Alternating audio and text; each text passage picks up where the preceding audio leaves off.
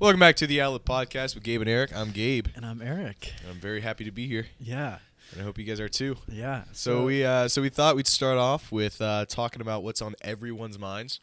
Mm-hmm. And that's the coronavirus. Coronavirus, that's right. So as of today, at the U.S., we're now at 83,507 cases and 1,201 deaths. So that's just confirmed. Yeah, tested and confirmed cases and deaths, right? And that has put America as number one, baby. America's always number one. Best in everything. Right?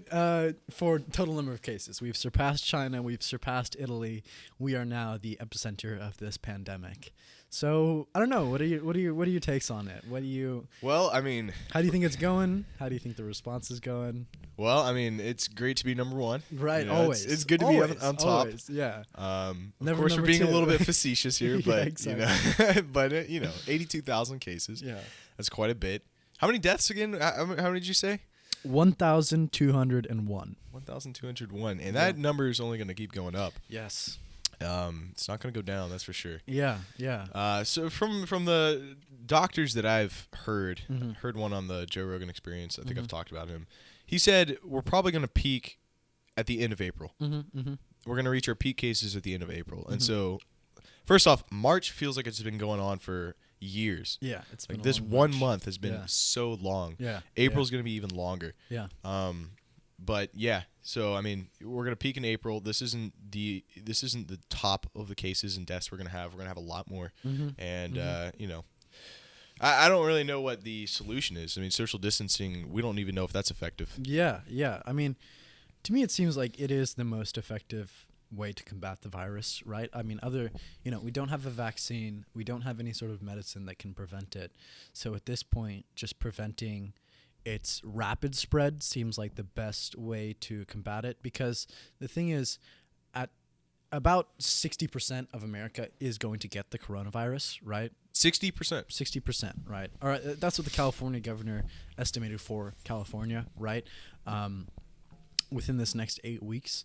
But the real key is how fast those cases strike, right? How steep the peak of the curve is, because if it all happens within 1 or 2 weeks, that means that our nation's hospital capacity to treat this virus will be greatly overloaded, and we're going to get way more deaths than if that 60% was spread over 2 or 3 months, right? Because it wouldn't overburden the hospitals, and we would never surpass our capacity to treat those patients. Okay. So the real key here isn't necessarily stopping everybody from getting the virus, because that is a possibility that is long gone, because we maintained pretty porous borders and didn't clamp down on the initial cases as hard as we might we should have. So at this point, it's in America. There's no stopping it. So the only real way to combat it is to slow down its spread, right? Everyone's going to get it, or 60% of America is going to get it, but we got to make sure that those infections happen over a longer period of time as opposed to a shorter period of time, so that we're able to treat those people. Yeah, because of the lack of hospital beds. That's right. The overburdened, surgeons or doctors, whatever. Yeah, exactly. We can't treat 60% of America right now, right? No. And I don't think we ever could. No, we got to spread it over, a couple months, right? And so social distancing in that way I don't know, it seems like a pretty effective way to combat it to me, because people are still going out. I have left my house. I went to Gabe's house, right? And even though I am leaving the house occasionally, I am drastically decreasing my chance of getting it.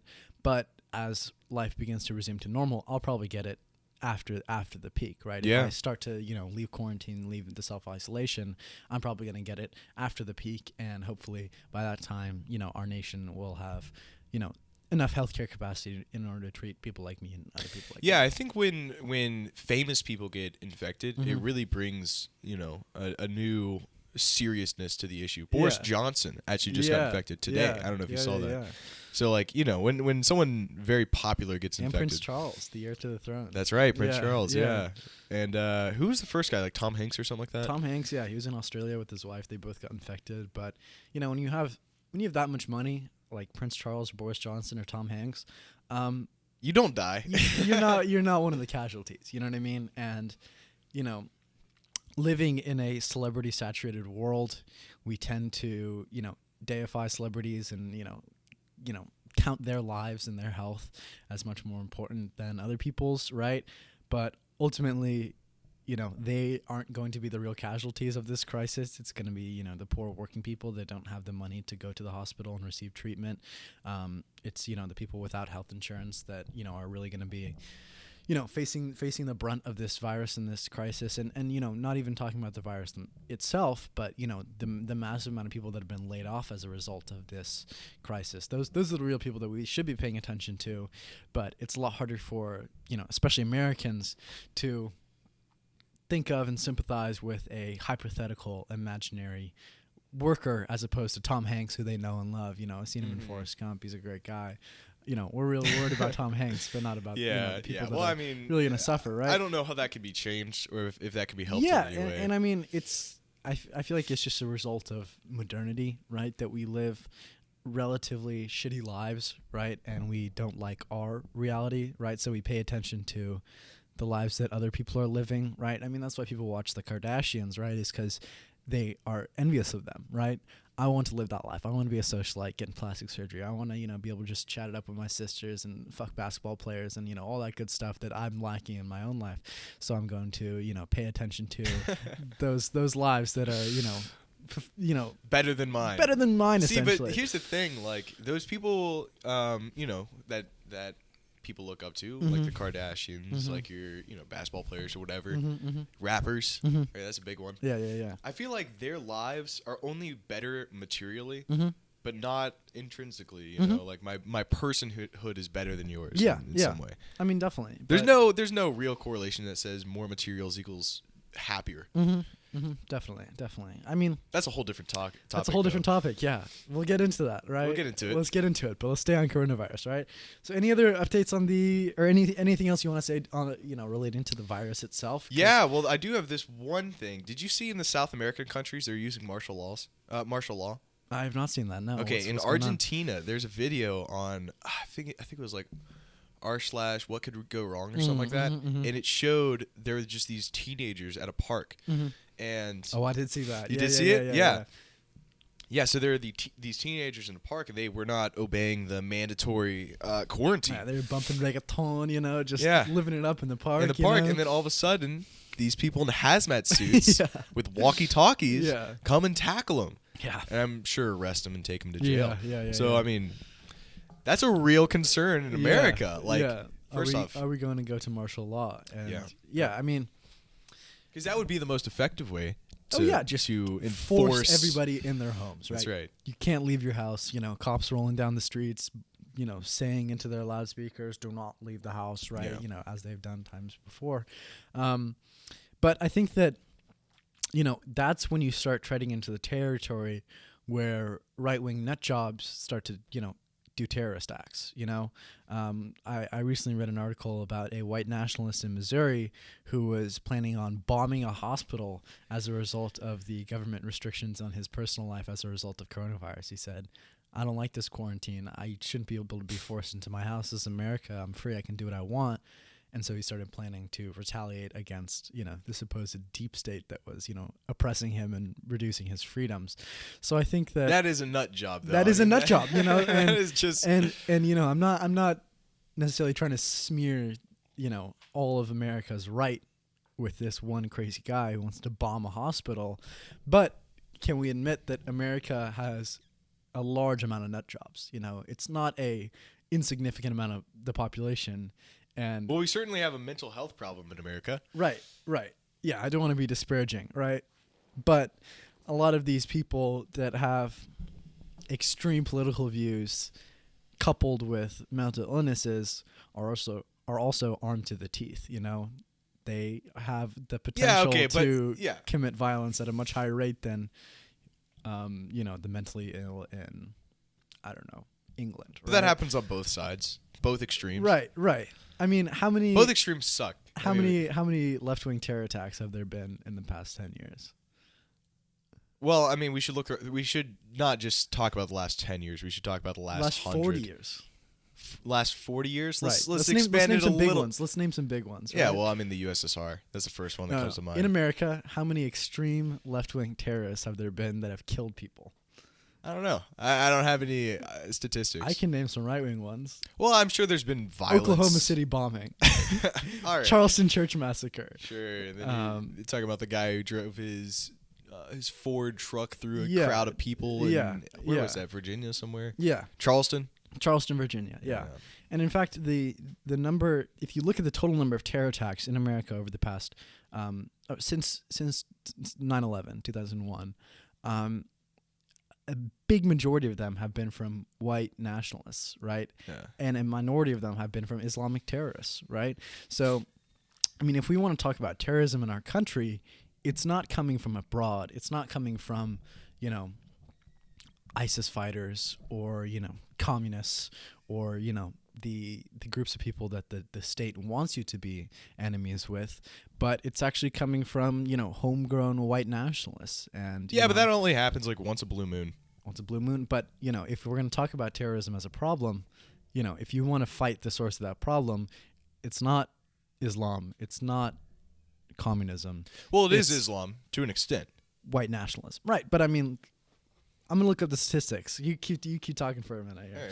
All right. We gotten off track. We have gotten off track very early right, on the coronavirus. Right. But I don't know. I think there's a lot of fear going around. I think that's one reason why the economy's really slowed down. I think one thing that people need to consider as well, especially the government, is how much do we close down? And if we close down this much to stop the spread, are the economic backlash from closing all these things down going to be worth it? Because there's a real problem with, do we keep making money or do we concern ourselves with the health of our nation? Right? Like that's really the debate that's going on.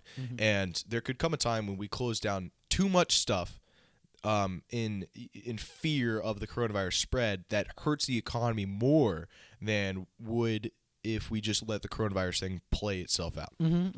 Which is kind of the, how much do we close down? Because restaurants are closed down, beaches are closed down, parks are closed down. So much is just shut down. Yeah. And people are really afraid to go outside and go to their job. And there's going to be a massive unemployment that comes from this because people aren't, they didn't prepare for it, and so the companies don't have enough money to keep paying their employees while still maintaining a position in the market. Yeah, and so they're just going to fire a ton of employees. Yeah, and it has happened at an extreme rate. Within this past week, 3.3 million Americans have signed up for unemployment, which is a record-breaking high in such a short amount of time, ever. Right? There has never been such a fast crisis of unemployment in America ever. And we have now reached, 5.2% unemployment in this country, which hasn't been reached since 2015. So we are entering a crisis of unemployment. And the government has recently passed a nearly $2 trillion bill in order to combat the economic problems associated with the coronavirus. So I was thinking that we could go through the details of that. Yeah, let's do that. And look at exactly how our government is responding. Is this the way they should be responding? And what are the details and nuances of this $2 trillion bill? Because this is unprecedented in American history. Spending $2 trillion in one bill has never happened before. I mean, even in the 2008 Obama bailout, they spent around $900 billion, right? So not even coming close to $1 trillion, right? Still $100 billion short. But in this bill, we have long surpassed $1 trillion. We're almost at $2 trillion. One thing that I see happening is since 2015, and really since 2008, after the big economic downturn, the recession that happened, we've been on a steady pace. After the recession, we've been on a steady pace growing our economy. And it's just gone up and up. And all that's been wiped away in the last 10 years that we've been trying to rebuild our economy. It's just been wiped away instantly in a couple weeks by the coronavirus. And our unemployment was at a record low before the coronavirus hit. Now you say it's at a record high. Well, in the last 5 years. Right? Yep, in the last 5 years. But if this continues, it could reach a record high. Yeah. Oh yeah, definitely. So, it's really just a shame because our economy it was great. I was making money off stocks. I was singing to the bank, I was real happy. And now all the entirety of the stock market's down. People are losing jobs. I actually saw a post on r/Wall Street Bets where this guy was betting against the American economy. Yeah. He had shorting the whole. He was shorting the entire American economy. He's this is it, boys. This is do or die. I'm putting all my money towards the American economy failing. Exactly. He put it all in puts. Yeah. But yeah, so it's the real question at hand with the kind of divide between the economic and the actual health of the people is how much should we put towards Americans' health and preventing the coronavirus, and how much should we keep open to maintain the economy? Yeah. Do you see that? It's kind of a weird, and it's have a both. delicate balance that we can tread, that we need to tread, right?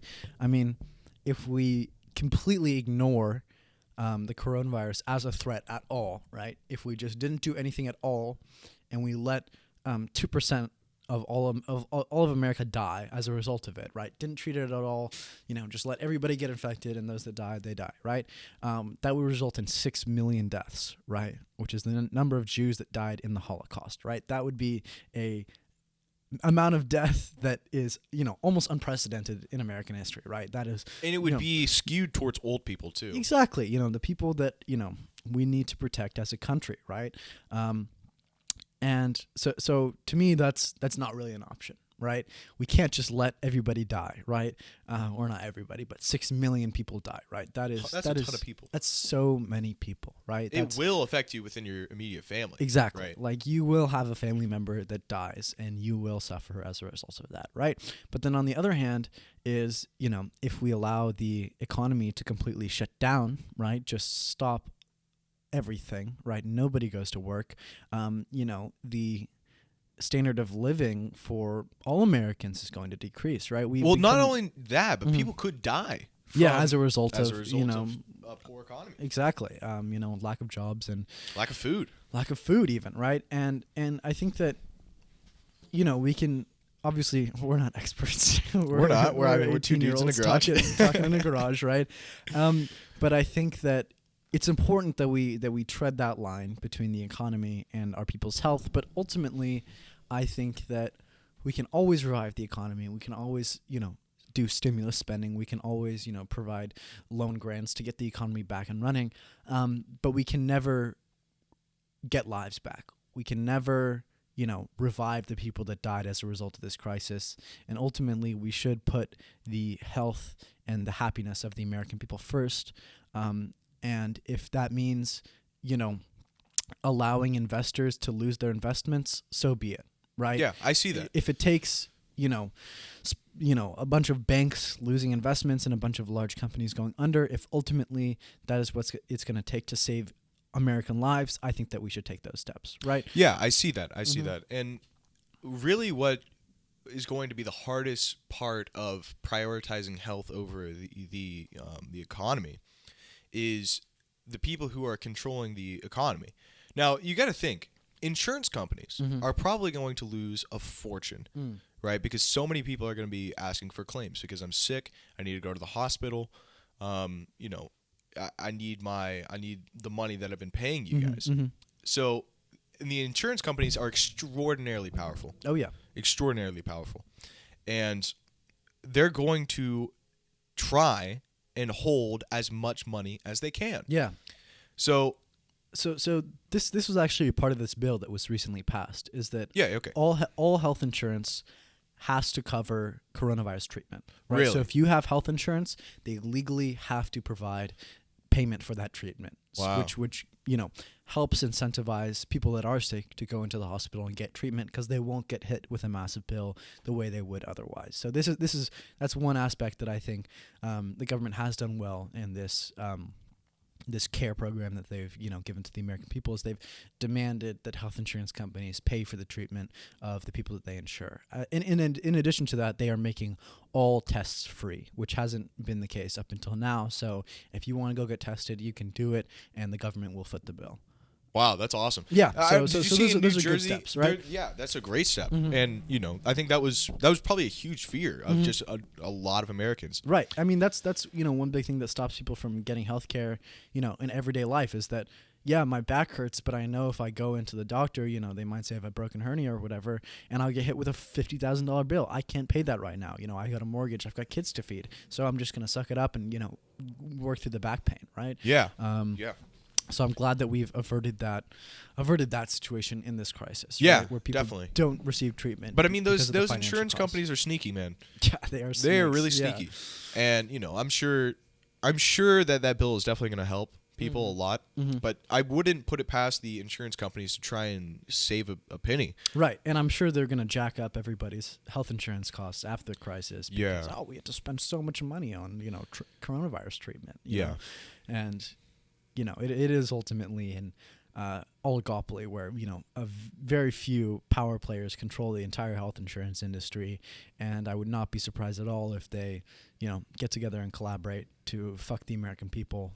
As they have done in the past. Right, for the benefit of their own in wallets. Yeah. Katrina, Yeah. that was a huge deal. In Louisiana, Mhm. there were people who had bought home insurance Mhm. but didn't buy flood insurance, right?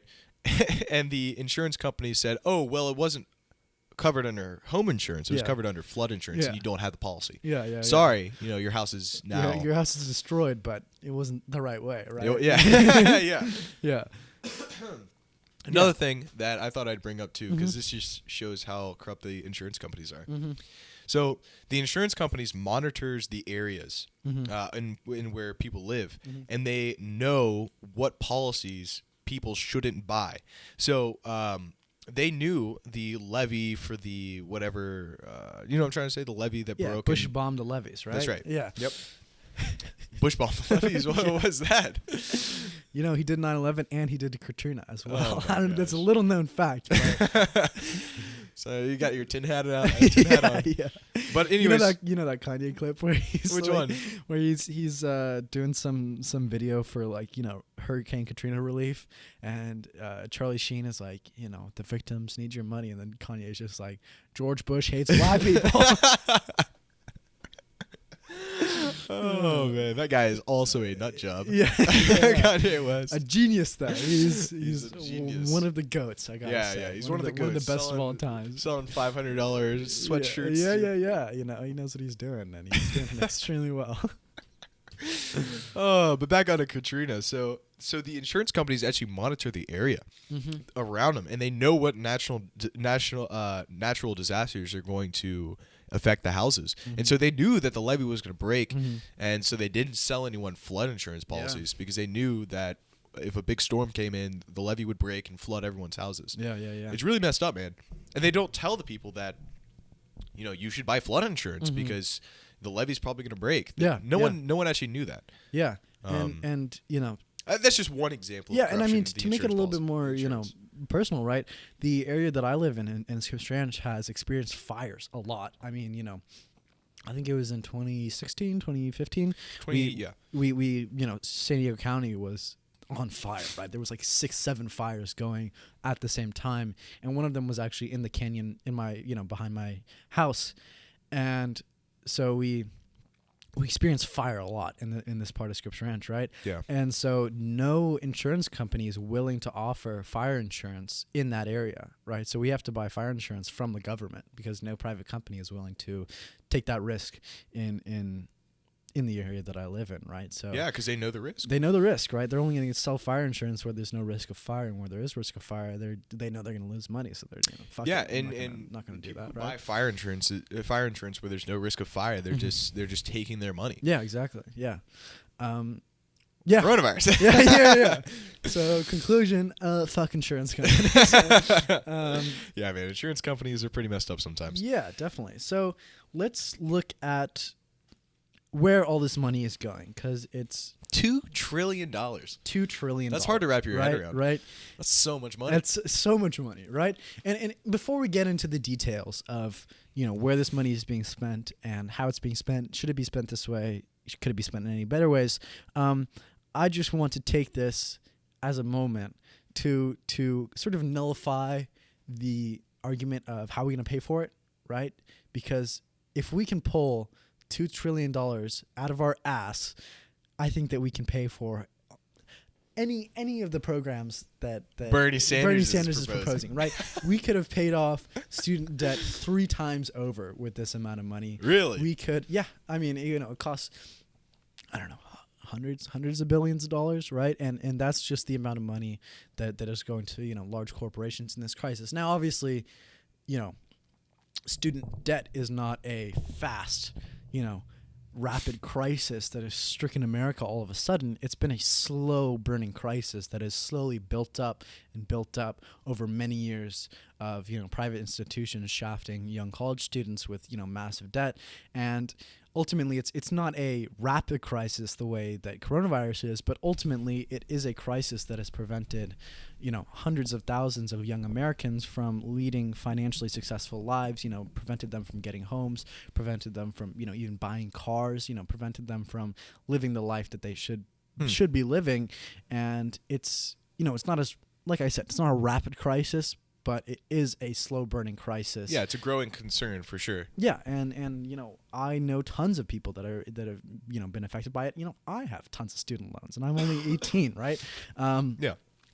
So I think that ultimately we can pay for it. The Fed can print so much money, right? And the only concern is inflation, right?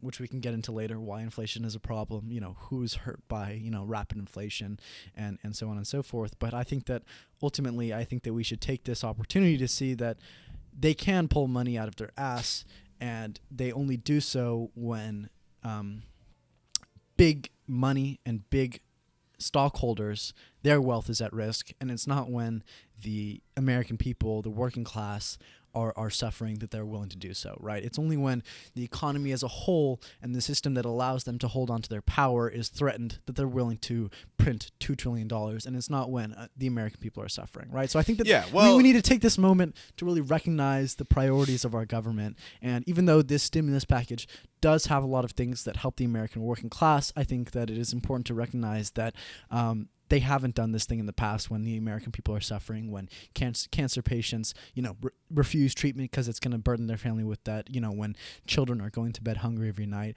when, veterans are sleeping on the street because they, have PTSD as a result of the wars in Iraq and Afghanistan. There have been tons of humanitarian crises in this country, and the government failed to treat those, but it's only when the power of the wealthy was attacked as a result of a crisis that they decided to rev up the money printer and just shoot $2 trillion into the into the economy. Oh man, I don't even know what to say that. What to say to that. Just a quick aside.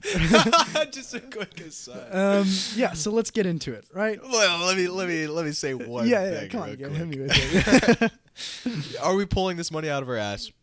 Yeah, I mean, but it's a time of crisis. It's necessary. I'm not saying we shouldn't. Exactly, but I don't know if it can be instantly used as a justification for all of the proposals of universal basic income. Or, I'm not advocating for that necessarily. I think that's another discussion, right? But just fulfilling the basic needs of Americans.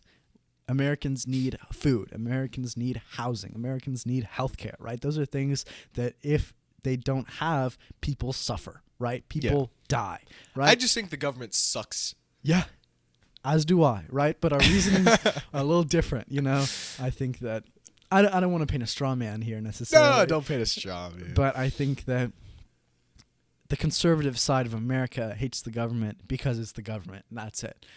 I don't like the government. No, I hate the government because they suck at what they do. Yeah, they suck at what they do, but I think it's important to look at why they suck at what they should be doing, right?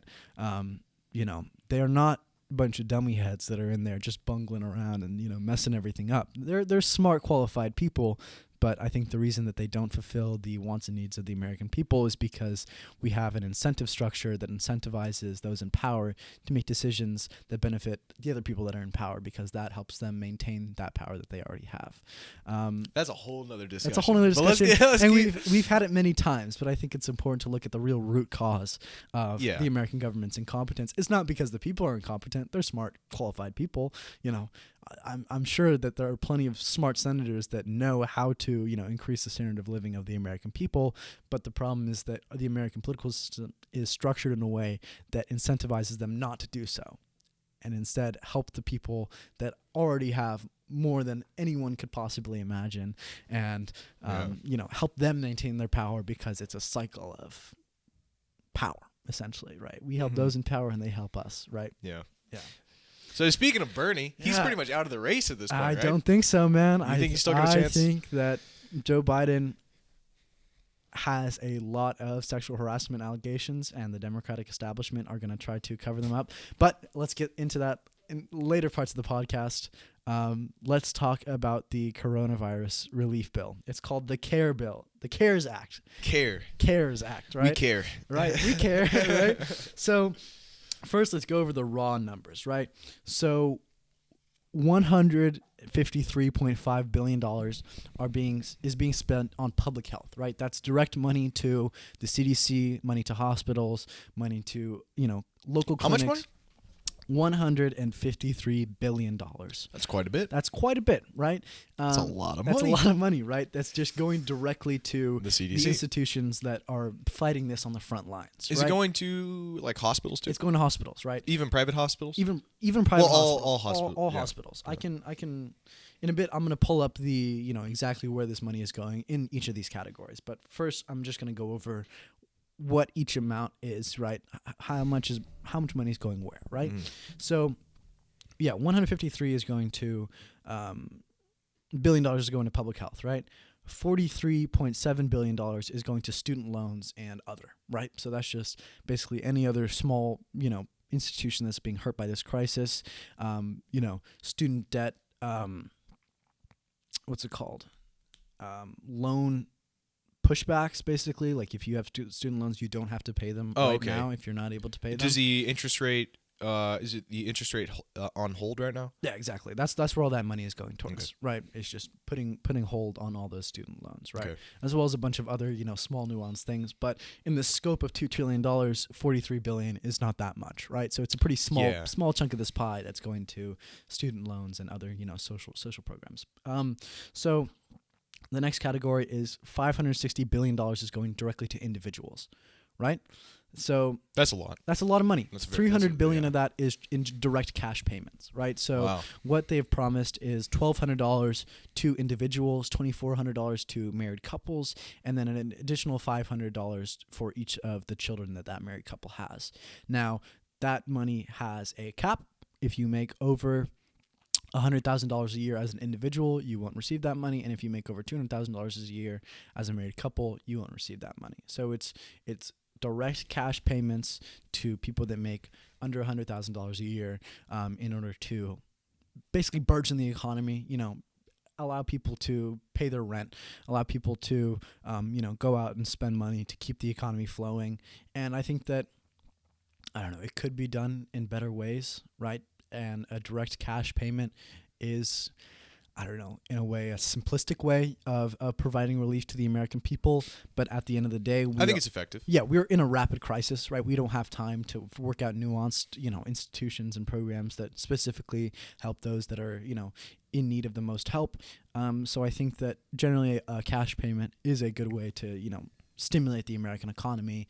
And I think that it is good that it's being given directly to the American worker, as opposed to, large institutions the way it was in the wake of the 2008 And this is recession. going to be provided monthly? No, it's a one-time cash payment. Wow. Right. And I mean, it's not that much money, right? I mean, for me, $1,200, yeah, it's a lot of money, right? Burgeon my savings a little bit. But in the scope of, living costs, especially in a city like San Diego, that's probably not even enough to pay rent for 1 month, right? This is ultimately not as much money as, the American people need in order to continue their lives the way they have been in the wake of this crisis. Yeah, but excuse me. Yeah, but it will provide aid to those who are living in poorer areas, right, exactly. for sure. It's a lot of money, right? And I'm glad that we're giving it directly to the American people in a one-time cash payment. Now, I ultimately think that it should be drawn out. Right, I think that it should be a monthly payment that is maintained until this crisis is over. I think that there are some better ways that we can be spending this money, in social safety programs, right? Increase food stamps and unemployment, which they have done, to be honest, right? They are spending $15.5 billion on the SNAP food program as, in anticipation for the, increased need for that program, right? They're, giving money to social programs that help support those that are in need in this country. However, I think that, more could be done in that direction. Right? Okay.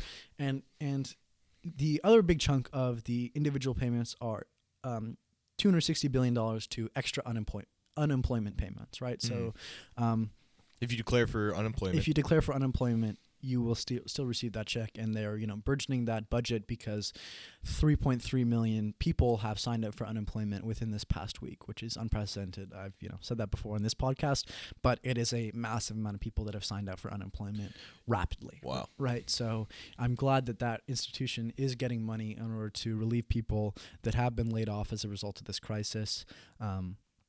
And I think that's a perfect way to spend this money, right? The people that have been fired as a result of this crisis need to continue to receive money, and unemployment is a good way to do that, right? Mm-hmm, mm-hmm. So the next big chunk of this money is large corporations. They have received, or they will receive, $500 billion of this money. And I know you got something to say about this. This is where I think where we can and should have some stipulations. And there have been stipulations that I am happy with. In one of the conditions for receiving this money is that until any company receiving a loan under this program is barred from making stock buybacks for the term of the loan plus 1 year, right? So this ends, the cycle of greed that has happened in past bailouts where, companies receive a large amount of money and then they just use it to buy back stocks and increase the price of their stocks and, benefit stockholders as opposed to people that are hurt by this crisis, namely their employees, right? Yeah. Now I think that one more stipulation should have been added is that a halt on executive bonuses and executive salary increases, right? Because that's one big thing that we saw in the wake of the 2008 recession was a massive increase in, essentially, executive bonuses at some of the largest banks that caused those crises. Really? So they give themselves the bonus. Right, exactly. They're the ones that run the company. They receive, billions and billions of dollars in order to restart the American economy, and they just give it to the people that run those banks that caused that crisis in the first place, right? Now, this is a little bit of a different situation because no one is to blame for a virus, right? It's a strain. Except for that guy who ate the bat? Yeah, I mean, you could put blame there, but, ultimately bats are tasty, right? Yeah, right. Can't blame them, right? I haven't eaten bat. Well, I mean, I'm surprised you haven't. I mean, you've been to China. You've been to China a few times. Yeah, not one of the things I ate in China. A lot of strange stuff. Didn't you? Weren't you talking about the Wuhan people? Didn't you meet people who were from Wuhan? Yeah. One of the families I stayed with was from Wuhan originally. Really? Yeah. And Wuhan is not nothing special in particular. I mean, in China, there's a stereotype that people from Hubei province and Wuhan are thieves and tricksters, right? And it's funny because China is so ethnically homogenous, right? 95% of the people are Han, that they have to discriminate against Han people from certain provinces, right? Wow. Right? Because you got to be racist somehow. Exactly. So they choose. They just got to, you know what? Fuck Hubei province. They're all thieves and tricksters.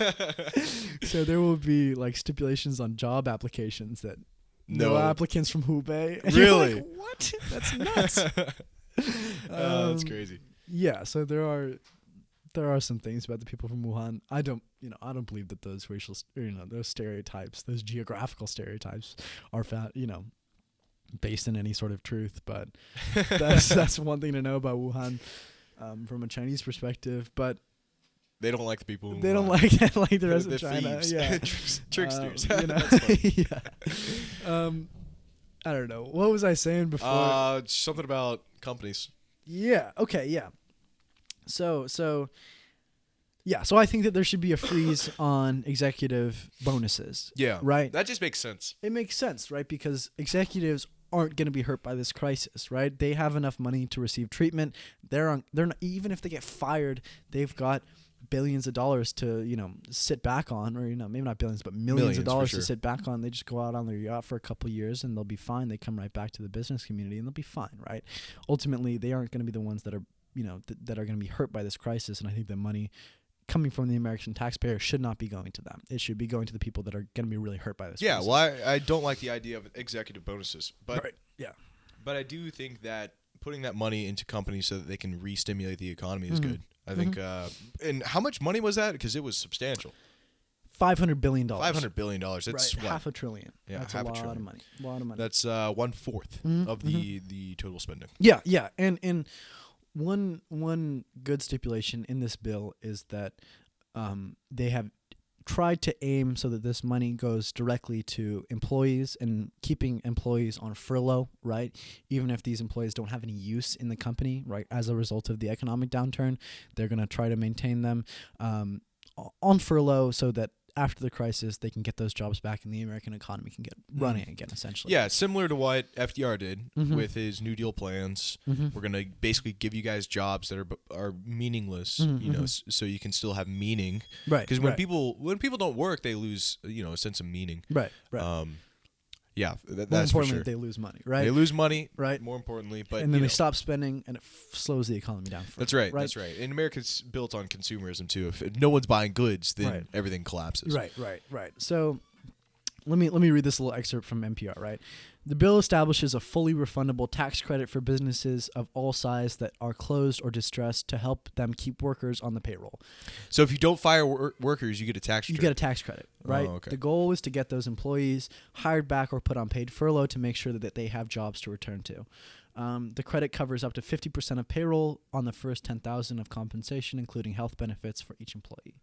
So it's not, paying for the full wages of employees, but it's help incentivizing companies to maintain those employees on the payroll so that once this crisis is over, they can hire them right back and get back to normal, right?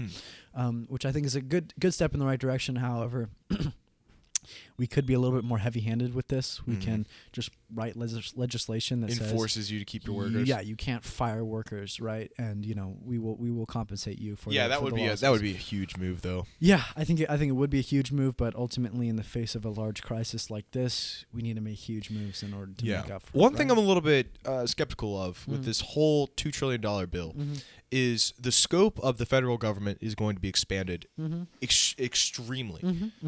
And I know you're probably happy about that. I'm not happy with unlimited expansion of the federal government, right? I think that the federal government's power should be limited. And, one of the great benefits of living in America is our federal system, where there's a separation between the national government and state governments, and allowing state governments to operate on their own, experiment, adjust things, which, allows for, greater experimentation in the economy, allows different programs to be experimented with, tried, and then adopted if they are proven successful. True. But one thing that doesn't really... what am I trying to say? Federal supremacy still exists. And so the federal government could still come in and say, okay, no more states' rights. Yeah. And states they would have to, pass a lot of amendments to the Constitution, right? They would. But with this $2 trillion deal, it's trying to expand the scope of the government to say that the states... although you do have a lot of power, we ultimately are the benefactors of the people, and people look to the federal system more than your legislators in your area. Right. Which is what's happening with the $2 trillion bill that's passed. They're basically just expanding the scope of the federal government. Right, but is it necessarily expanding the scope, or is it providing direct aid? It's both and. Right, but I mean, how is the scope necessarily expanded? Right, are there any institutions that are being taken from the state's purview and put under the federal purview?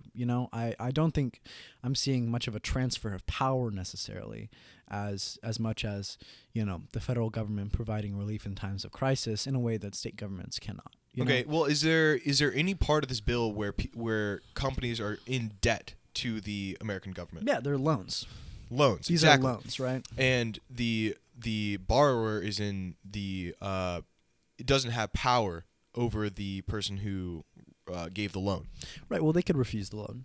But they're not going to refuse a loan. Right, exactly. So if these companies want this loan, it's consensual on both ends, right? It's a consensual loan. Both parties want this loan to happen. I don't see any problem with that. And in the future, these companies, other than the ban on stock buybacks, there are almost no stipulations other than there is going to be reporting requirements, basically allowing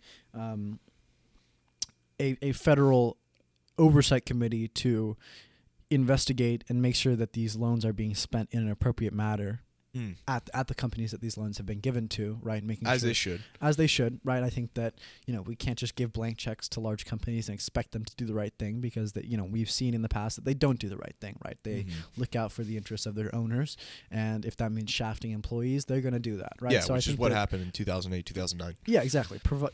Allowing federal oversight of these companies in response to these loans is a good move, right? We shouldn't give away taxpayer money without any stipulations, without making sure that money is being spent in the right way. But other than that, the federal government ultimately doesn't have much power over these companies at all. I mean, we could nationalize these companies for this amount of money, right? If an airline is going out of business and they go bankrupt, then we could just buy the company. We could, we say, listen, you can take this money, but now we own Delta, right? We could say that, right? There's a lot more that the federal government could do with these loans, and I think that they are taking a much lighter approach, right? They're not doing everything that they possibly could with these loans, which might be a good thing, might be a bad thing. I'm not sure. I see the benefit on both ends, but ultimately I don't necessarily see it as an expansion of the federal government's power, if you know what I mean. I do see that. Maybe it's a bad point, but but I mean, elaborate on your point. I mean, why? Well, when the government spends $2 trillion in aid to the American people, I'm a little bit skeptical, because I understand that the government's there to provide help to the citizens and maintain peace within the nation. But $2 trillion is a ton of money. And when the government's willing to spend that money on the American people, I feel like there's an asterisk next to it. And I don't exactly know what the asterisk is yet, but I can see it as some expansion of power from the federal government. Do you kind of see? I mean, I'm being very vague here. No, I definitely see what you're saying, right? I'm being very vague. This money isn't being spent completely altruistically. Right? That's what I'm saying. Yeah. And, I'm a little bit skeptical of what's going to be the long-term play of spending $2 trillion. I mean, we're already in so much debt that we just keep assuming more debt. Yeah. But I feel like there's going to be some stipulations for, I don't know, American companies, American people. I don't know who. But do you think there should be? I think that, as with any loan, right? If you get a large loan from a bank or a private investor that bails out your company, it's on the brink of bankruptcy, they're going to have stipulations as well. They're going to say, listen, you need to fire these unnecessary workers. You need to make the company more efficient, more streamlined, right? We want you to shut down this distribution logistical chain because it's not efficient, doesn't bring about as many profits as we want to see it, right? There's always stipulations with any loan. No money is given away altruistically. There are always stipulations, and I think that the federal government should maintain those stipulations, because ultimately, it is the job of the federal government to represent the American people. Now, whether they do that is up to debate, and I've stated many times that I don't think that they represent the American people or the American working classes as well as they should. But ultimately, if they are making stipulations and they are putting asterisks on these loans, it should be in the benefit of the American people. Now, whether it is or not, that's up for debate. Yeah, that's right? what I'm saying, because we don't know. On paper, they are our representatives, and if they are making demands, it should be on our behalf, right? So on paper, it is their job to, make sure that this money isn't being spent without any sort of care or, investigation into how this money is being spent within those companies. One asterisk that may be kind of applied to this loan is the next election, because I'm sure there was a little bit of motivation behind trying to get this bill passed as quickly as possible, and it did get passed very quickly. That the aid that's going to be given to the American people will somewhat incentivize people to vote for the next president, which would be probably President Trump. So that is just one minor asterisk. I'm sure there's like 100 other ones, but again, people only give loans because they want something in return. Oh yeah. All companies do it, and the government's no different. So they see this as somewhat of an investment, right? Because you're giving all this money so that you can stimulate the economy and make money back in tax dollars. Right. And they're going to get the loans repaid. Right. That's right. Just they're going to get the loans right. repaid. With interest? It's a pretty low interest rate, but yes, there is interest on these loans. Yeah, I don't know. We're really going to have to let this thing play out before we see what the asterisks are with the loans. But do you see my point with whenever the government spends $2 trillion, you can be sure that there's some asterisk attached with it. Yeah. Oh, yeah, definitely. This money is not being spent and given away carelessly, right? And I think that's a good thing, right? I think that we shouldn't be giving away taxpayer money without any sort of care for how it's being spent. I think that there should be asterisks on these loans. And ultimately, I mean, I don't know. You want to talk about briefly about the benefits of a powerful federal government, in times of crisis there's a like lot these, of benefits. Right? One benefit is having a more unified nation, because then the federal government, if they control the country, then they can, they can give supplies and materials and money to the nation at a faster rate, right? Because if the states make the decisions, then they care for their region, but they don't take into consideration, California doesn't take into consideration Mississippi, right? And so that's a huge benefit of having a big federal government, is that they can manage the country easier. Yeah. Anything to add with that? Yeah, and I mean, I think that when we face national crises like this, that is when the federal government functions best, right? Or not functions best, but that is when the federal government's role is exacerbated, basically, right? That when we face a national crisis, that is when the federal government should step up and, has the responsibility to step up. And I think that facing, going into, the 2020s, this is not going to be the last time we face a national crisis like this. Now, I think that a lot of the crises that we're going to be facing are not going to be quick crises like the coronavirus, right? They're going to be slow building crises that slowly build up until they are unbearable and we're not able to combat them, right? And, I'm talking about student loan debt, right? That's a crisis that is slow burning and is slowly building up before it is unmanageable, essentially. So that's one area where I think the federal government should step in and relieve American people of the debt they accumulated in trying to seek an education. And another big one is climate change. I think that ultimately that is not only a national crisis but an international crisis, right? Everybody on the planet, right? Every single human being will be negatively affected as a result of climate change, and that's an area where I think the federal government should step up and essentially, help us combat this problem, because that's their responsibility. It's the responsibility of international organizations, and up until now, I have seen very little, fight from the federal government. I think that they are, not upholding the responsibility as the representative of the American people, and they are not doing all they can to combat this crisis that will negatively affect everybody in the world. Right? Yeah, it's an international problem. Yeah, I know, and ultimately, international organizations are doing even less. I mean, they've never really had a very big position of power, and the international, your UN, your what's the bank that. The World Bank or the IMF, IMO, whatever. Yeah, those international organizations, although they claim to have a lot of power, no, they don't. Well, the World Bank and the IMF do. That's a bad example. Right? But the UN, for instance, or the EU, those are international organizations, and when I think it was really tested in the Bosnian Herzegovinian genocide, right? When the UN had the ability to step in, and they didn't.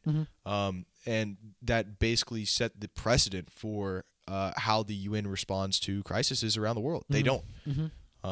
So yeah, I mean, with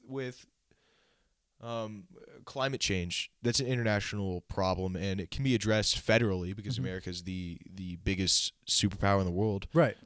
Financially, for sure. And of course, the federal government could put pressure on other countries to conform to standards set. Mm-hmm. But that's I'm trying to speak just nationally. Mm-hmm. Yeah. How do we get off on this tangent, anyways? Talking about the federal government. Federal government.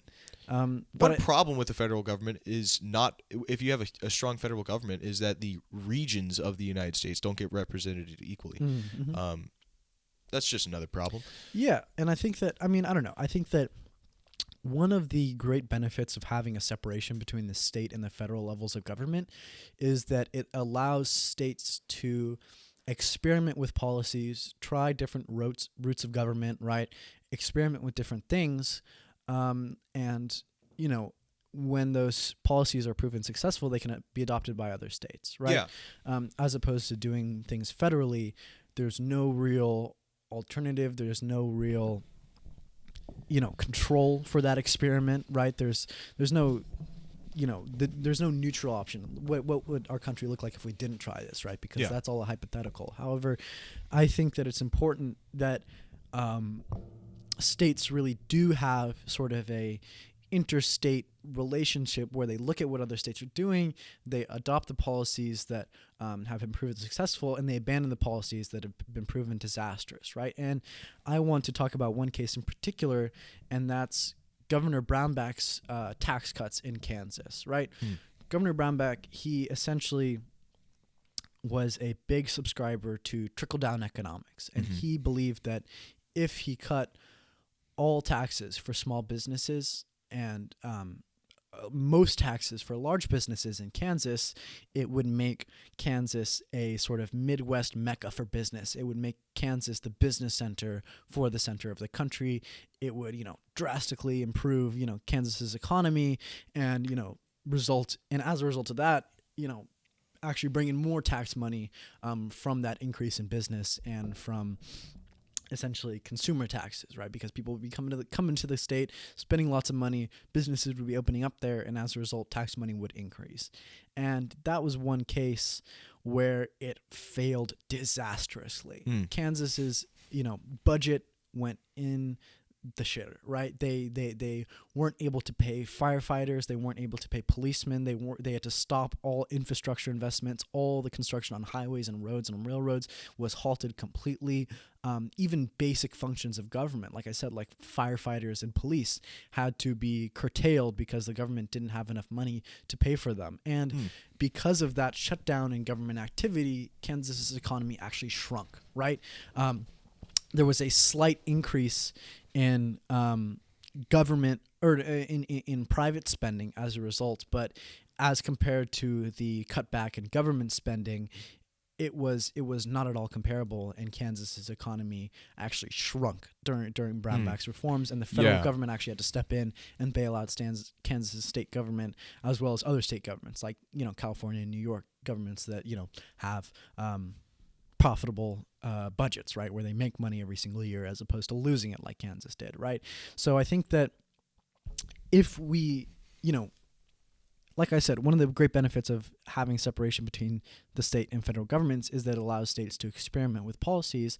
However, I think that the real benefit of allowing states to experiment is allowing other states to take lessons from those experiments and adopt them themselves. And I think that it's important that we learn from the Brownback reforms and really learn that cutting taxes in a drastic way like he did is not an effective way to boost the economy. In fact, it often derails the economy because government spending is a significant amount of the economy, and by cutting back on that, you can end up hurting the economy and hurting the people that live and work in your state, right? Yeah, definitely. And let me provide another example about why the federal government also has some issues too. This is what greatly led to the Civil War in America. The Southerners were not being represented in government because they're far away. So location plays a big role in government too. So the New England countries were receiving the federal systems better than the Southern countries were, and so that led to a great regional difference because the government tried to provide plans that were only beneficial to the northern states, and the Southern government saw, not the Southern government, but the Southerners saw that was they were being misrepresented, and so that's what led to the secession of the southern states. Right, of course, with other things too, with other things, but that was a huge factor. Slavery, right? I'll say it. Yeah. But there's a lot of regional differences within states. There are regional differences now, but they're kind of being wiped away with, our increasing connectivity. Is that a word? Connectivity. Yeah, you got it. Yeah, connectivity between our states. Yeah, and so it's kind of losing. The regional differences are kind of losing its point now, but the federal government can not consider the needs of a southern state like Alabama or something. Yeah. But instead focus on like California. Yeah. But do you think that is as much of a relevant issue today? I mean, no, it's kind of outdated. Right, because back then, took 4 days on horseback to get to the Capitol, right? I suppose now you send an email, it's there in 3 seconds, right? Yeah. So I think that a lot of the geographical problems that were associated with the national government during the 19th century have largely been, curtailed as a result of technology. However, I do think, underrepresentation still exists today. It still exists, but at the same time, I think overrepresentation is also a problem as well. Yeah, like the Electoral College, for instance. Yeah, the Electoral College is a big one, right? But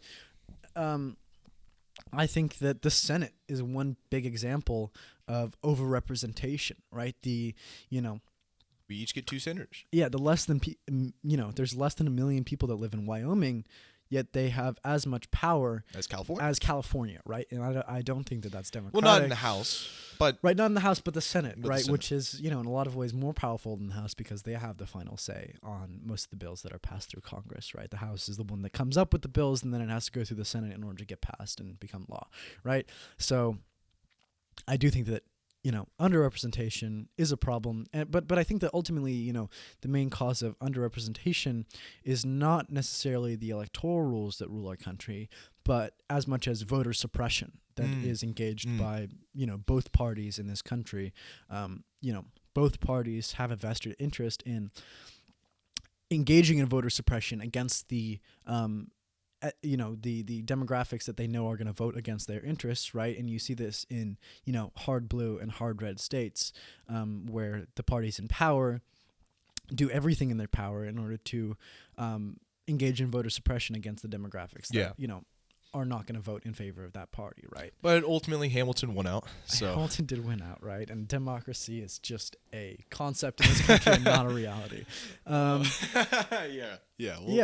But I think that I don't know, man. We've gotten off track a lot. We've gotten off track. Let's get back on coronavirus. Back to coronavirus, right? And the spending bill. So one of the big 2 industries that are going to get benefits from this are airlines and cruise ships.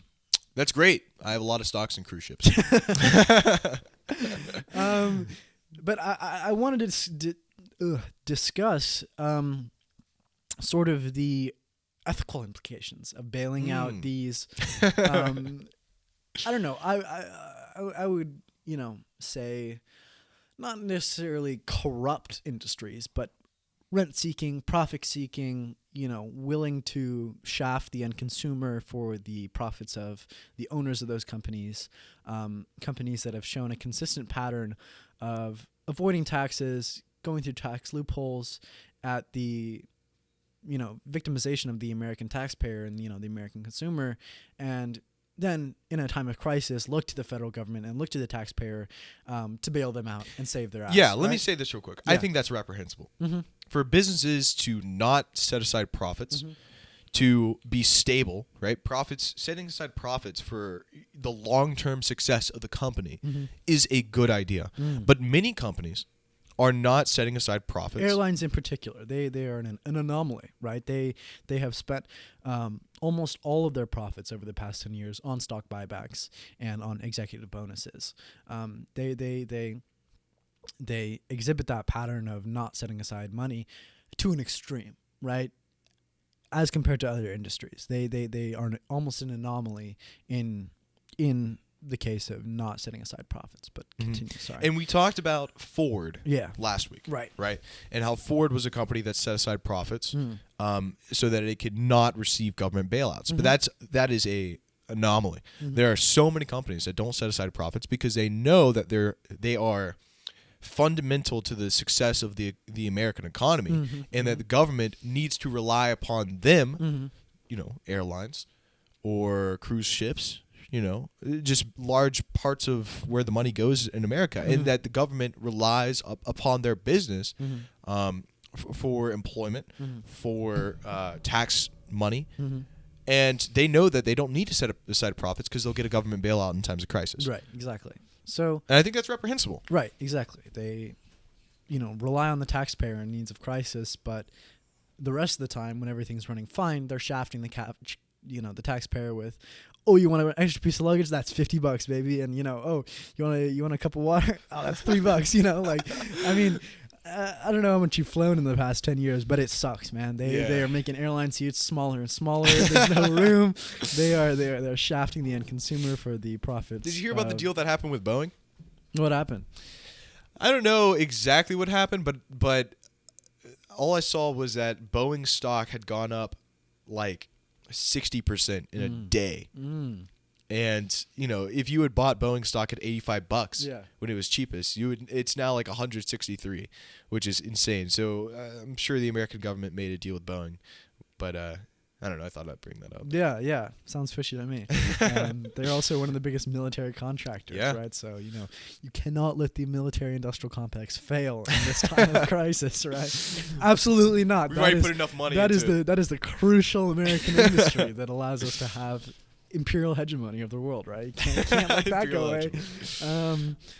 So airlines are going to receive $58 billion in this bailout. That is a lot, right? And I mean, one of the stipulations that is good is that a significant amount of that money is set aside to help cover employee wages, salaries, and benefits, and that's divided up as $25 billion for passenger air carriers, $4 billion for cargo air carriers, and $3 billion for airline contractors, right? So, a pretty good amount of that money is set aside directly for maintaining employee wages, maintaining employee benefits. So I think that is a good move ultimately.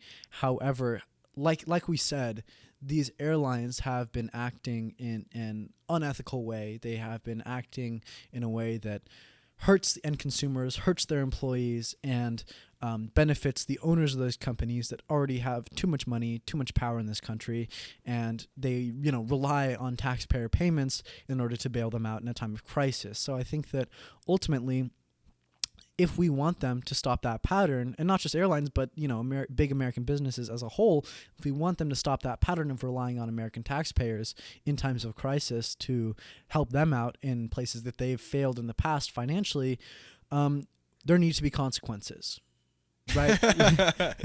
Like what? Like what? I think that we should fire executives. Really? Yeah, we should say that, listen, we want you to find the people that were responsible for these bad financial decisions over the past 10, 20 years and have them face consequences as a stipulation for this loan, right? We cannot allow the people that, the CFOs of this country to continue to act in bad faith and continue to be rewarded for those bad actions at the cost of the taxpayer. And it's a very heavy-handed way of doing that. And it's mainly because, I mean, I can't really think of any other direct ways to punish the people that have made these bad decisions in the past, other than jail time. I don't really think. Jeez, Eric. I don't think we should be imprisoning CFOs. Okay. Right. That's one step too far in my opinion. Now we should have jailed those bankers that caused the 2008 crisis. Because that was seriously. That corrupt. was blatant corruption, and they caused more damage to the American people than murderers and burglars, right? People who received 30, 40 years in prison, right? For robbing one TV, right? As opposed to, the executives of Lehman Brothers that, put millions of Americans on the streets and out of jobs. That is a crime that is on a, massively larger scale than the small petty crimes that we experience every day and that we punish individuals for, 30, 40 years, right? In prison for. I lost my grammar there for a minute. No, I see what you're saying. You see what I'm saying, right? Yeah, I definitely see what you're saying. So in this case, yeah, we it's not as direct, right? It's not like airlines caused this crisis and the bad financial decisions of the people in power in those airlines caused this crisis. But what they're doing is instead they're receiving government bailouts. Right. The money that taxpayers give are only, well, I shouldn't say only, but are being given to companies who have practiced bad business. And, you know, that just... It's like a stab wound in the taxpayers because your money that was going to help you is now only helping just these airlines. The oligarchs that rule this country. Oligarchs. And I mean, I don't know. I think one better way to do it, other than having CFOs face direct repercussions themselves, although I think that is one viable option, is as a stipulation for these loans, taking money, power, and ownership of these companies from the private investors that are disproportionately extremely wealthy and giving it to the workers, the people that make those companies run, right? And I think that now, in this time of crisis... That's a big step. Right. Socialism, baby. That's huge. Now is the time to do it. I think that it's important to realize just how necessary laborers are to this economy, right? Because bankers are still there, right? Investment bankers are still there. Investors are still there. The people that own stocks are still there. All of those things that we've been told, oh, they're the ones that make the economy run, therefore they should be the ones that reap the benefit of the economy.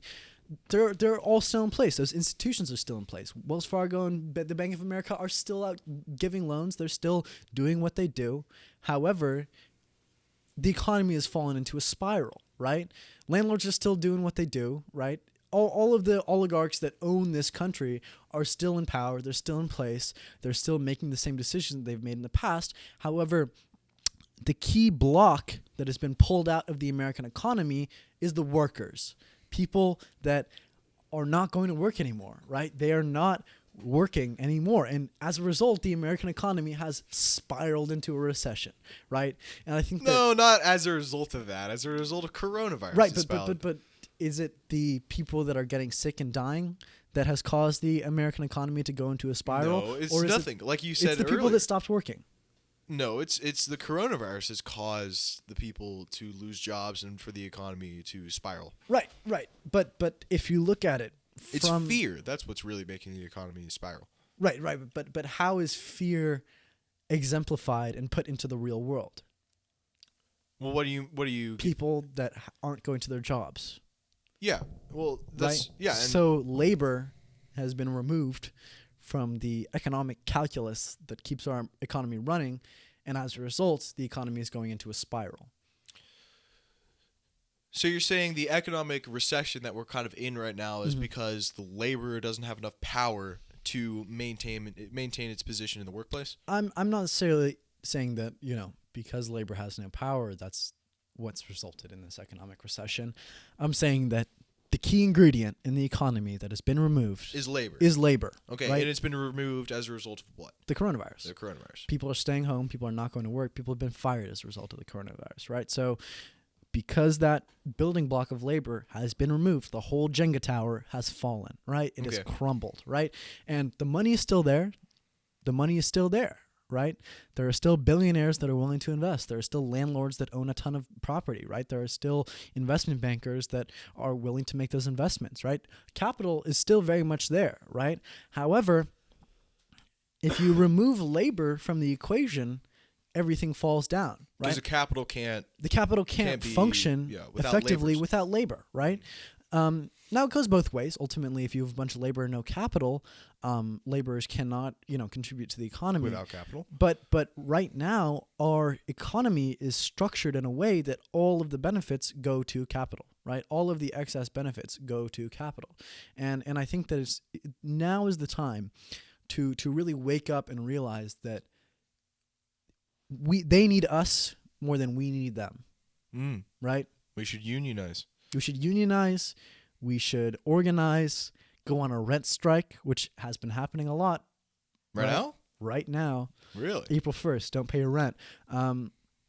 Yeah, if you've gone onto the r/real estate investing subreddit, there's just, tons and tons of landlords being like, "Oh no, all my tenants aren't gonna pay rent this month. What do I do?" Right? And I say, get a job, asshole. Like, contribute to the economy in a real functioning way. The same way everyone else is required to do, right? Get a job, contribute to the economy. Don't just own an apartment building and collect rent from the people that live there. Okay, there's a lot of things. You want to talk about landlords? Yeah. Well, I don't want to talk about landlords specifically, but I do want to talk about what you mentioned about the labor. Mm-hmm. And I got a few questions. My first question is, you're trying to expand the power of the laborer over the company owners. Mm-hmm. Okay. How are you going to do that in an effective way? Mm-hmm. Because if you just say to the laborers, okay, now you're in control of this business, mm-hmm. then the economy won't restabilize. Mm-hmm. Because I think that the laborers aren't collectively ready to make decisions for the company as a whole. Right. So first of all, it's not going to happen in one fell swoop. No. It's not all the companies in America aren't going to become socialist companies immediately, right? That's not something, maybe I wish it would happen, but ultimately that's not something that's on the table right now. Instead, what I am proposing is a German model, right? In Germany, many of the large companies give the workers a fifth of the company, right? So 20% of that company is owned by those laborers. That means that the workers are a significant voting bloc when it comes to owning that company, right? And that means that the executives in that company are held responsible to the workers much more than they are here in America, right? Because let's take Volkswagen, for example. Volkswagen is owned mostly by private investors, right? They own 80% of that company, but 20% is owned by the workers, right? So that means that if the private investors are split on a decision, right? Let's say 40% support it, 40% deny it. That means that now the workers that are going to be directly materially affected by that decision are able to have a say in that decision that will materially affect their everyday lives, right? Mm-hmm. So that is more of a system that I'm advocating for. And in addition to that, I'm not advocating for direct democracy in the workplace. Now, there's a lot of workplaces where that would function. Places like small businesses, right? If you own one store with 5 workers, those 5 workers know a lot about the ins and out of that store. And in that case, direct democracy might work, right? But ultimately, I think that socialist companies is going to be a process that requires experimentation, right? In some cases, direct democracy might work amazingly, right? Where people are now all of a sudden thinking about and are involved in the everyday running of that company and are involved in the entrepreneurial process. Where should we expand? How can we improve? And every single worker is incentivized to constantly improve the way that company functions, as opposed to 1 or 2 managers, right? I think that might be a case where direct democracy might work extremely well. However, for a lot of the big corporations in this company that employ millions of people, take Walmart for example, direct democracy might not be the best option. In that case, I think Republican democracy might be a better option, right? Where the laborers elect people to represent them, who then make the decisions, right? And if those decision makers make decisions that hurt the workers, they will be elected out, right? So I think that might be another case where representative democracy might work better. But ultimately, it is going to take a process of experimentation, a process of innovation, companies finding their own path to democracy. What is the best way democracy should work? Should there still be unions within the company that represent the workers?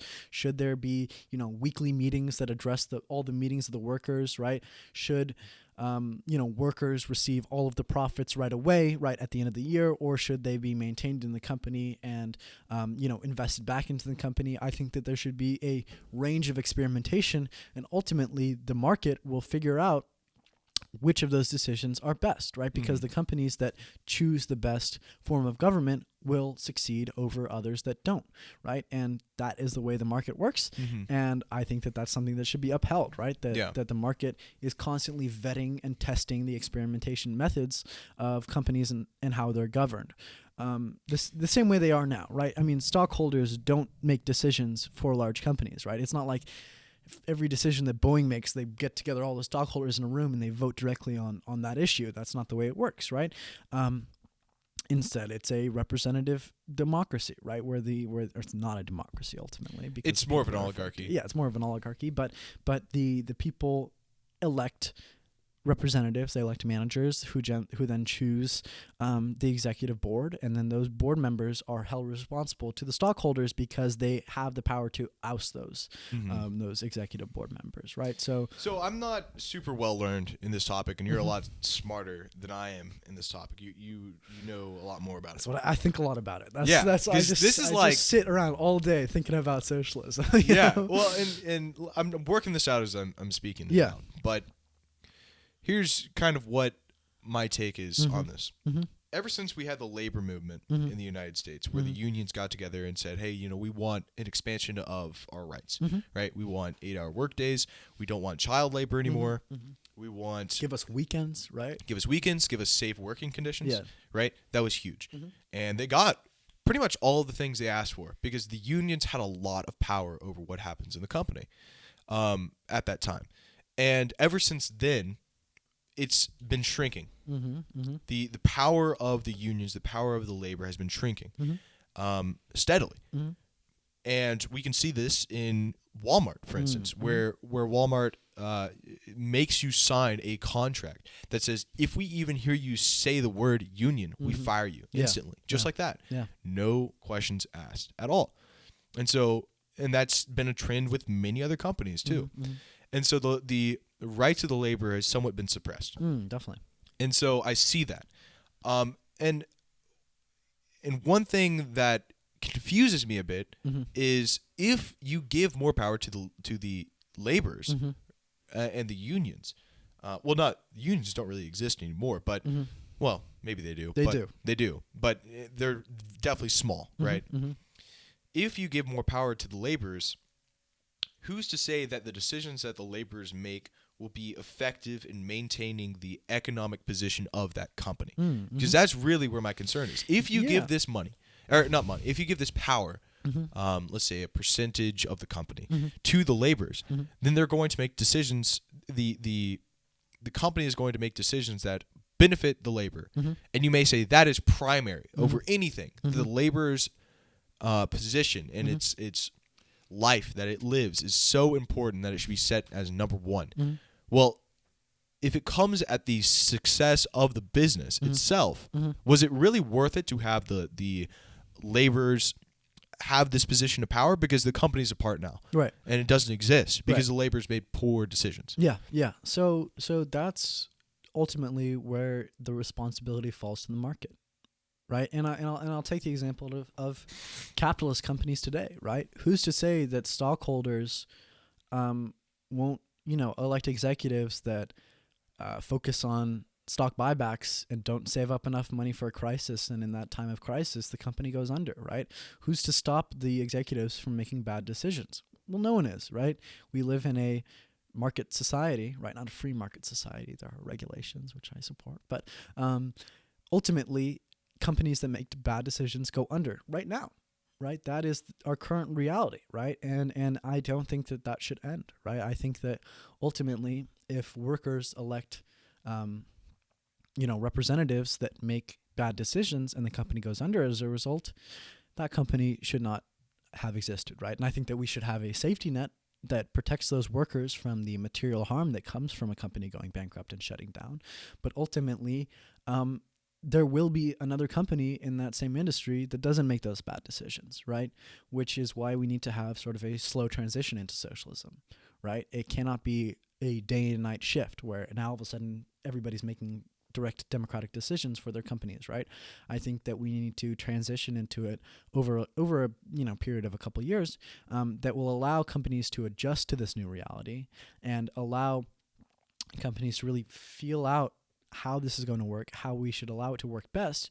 And undoubtedly, there are going to be companies that start making bad decisions, right? Companies that, or, workers that say, yeah, let's just give ourselves, $4,000 a week and, just trash the company and, we'll work one day a week and, we'll just slack off, not do our jobs. And that company will go under, right? But I can guarantee you that there are going to be other companies where workers say, listen, we are now invested in this company. This company's success means that we succeed, right? I'm going to work extra. I'm going to make sure that everyone else works extra. We're going to actually put in real effort into this company, right? We're going to do customer service as best we can, because all of a sudden now these customers, when they're happy, I am materially and financially happy, right? I got a question about it, that go the extra mile, right? People that work overtime because they know it's going to benefit them directly. People that are going to be thinking of entrepreneurial solutions off the job. Think, hey, maybe if we do our, shelf stocking in this way, it's going to save us some time and save us some energy, and that will result in my direct benefit, right? Because the company's going to make more money and I'm going to make more money, right? As opposed to now, nobody is really incentivized to make those improvements, because ultimately they're going to still be making the same lowly wage, and management positions might be an opportunity for them, but ultimately the people that are going to be reaping the benefit of that entrepreneurial change are going to be the owners of the company, right? The oligarchs that have that power, right? Yeah. I don't know. I think one thing that confuses me again is you say that the companies are going to fail as a result of this. Right? Companies are not going to be able to make the change effectively, because the change is from some companies, right? Okay, some companies. I would say that those some companies would lose its workers, right? They would lose its laborers. So there's going to be mass unemployment if that happens, right? Okay, so with that mass unemployment, there's going to be. Go ahead. So I would predict that mass unemployment would happen if it happened overnight, right? That if every company started making these decisions right away. However, I think that if we transition into socialism effectively, we can allow companies to experiment and fail at their own pace, but we can spread it out, once again, like the virus, and I'm not saying socialism's a virus, obviously I'm advocating for it, but if everybody gets infected in the same week, the hospital systems are going to be overburdened, and we won't be able to treat those that are infected, and then people are going to die a lot. It's the same way. It's the same basic function with unemployment. If every company fails at the same time, we're going to face mass unemployment, and our government is not going to have the institutions and the money in order to get those people back on their feet and into new jobs. However, if we spread it over a long period of time, they won't, go over that capacity that the government has to get people back into new jobs, provide them unemployment in the meantime. And so if we make it a slow transition over a long period of time, we can avoid that peak over the capacity of the government to provide relief for those people. And there's a lot of ways to do that. You can do it one company at a time. Each industry, first you start with the biggest ones, and you slowly get each industry to slowly transition into this new system. You can get it to do it one industry at a time, so that if a significant amount of companies fail in this industry, other industries will still have the capacity to take in those unemployed workers. There's lots of different ways that you can do it. You can provide immediate financial support for these unemployed workers. There's many ways to do it, but I think the key is you have to do it slowly, right? So that the government still has the capacity to help the workers that are affected negatively by the new decisions of these new companies. And basically keep the curve within the capacity of the government to provide support and transition into this new socialist economy. Yeah. So what you're advocating for is a transition of economies, and you argue that it's demonstrable that there is an issue with the economy presently, right? Yeah. And although there are issues in our economy at the present, I think that our system is good enough. Okay. What you're advocating for is a massive change for the lives of normal Americans, right? You now have control of your company. Healthcare is now owned by the government. All the things that come along with having a socialist way of a socialist market. And before we move on, I'd like to hear your point, but my system of thought, if we really want to get into leftist jargon, is market syndicalism, right? socialism, there's many, policies and systems that are under the umbrella of socialism, and my specific one is market syndicalism. Okay. Sorry, continue. Just giving a clarification, right? Yeah. Some people say that a UBI is socialist, right? And it might be in some circles, but that's not necessarily what I'm advocating for. I'm advocating for the democratization of all the institutions. Yeah, where you see the problem is in the workplace, right? And the workers need to have more power. And I agree with that to an extent. So you say that we can demonstrate that the system that we have right now is ineffective in some ways, and it is ineffective in some ways. Although it has produced the number one economic powerhouse in the world, it still has its problems. And you think the problems outweigh the economic success that we've had? Yeah, and I think that it's important to qualify that economic success, right? I mean, we say, America's number one. We're the best all the time, right? We've got the biggest economy by far, right? Although not if you adjust for purchasing power parity. But I'll get into that in a minute. Well, we discussed that last time. Yeah.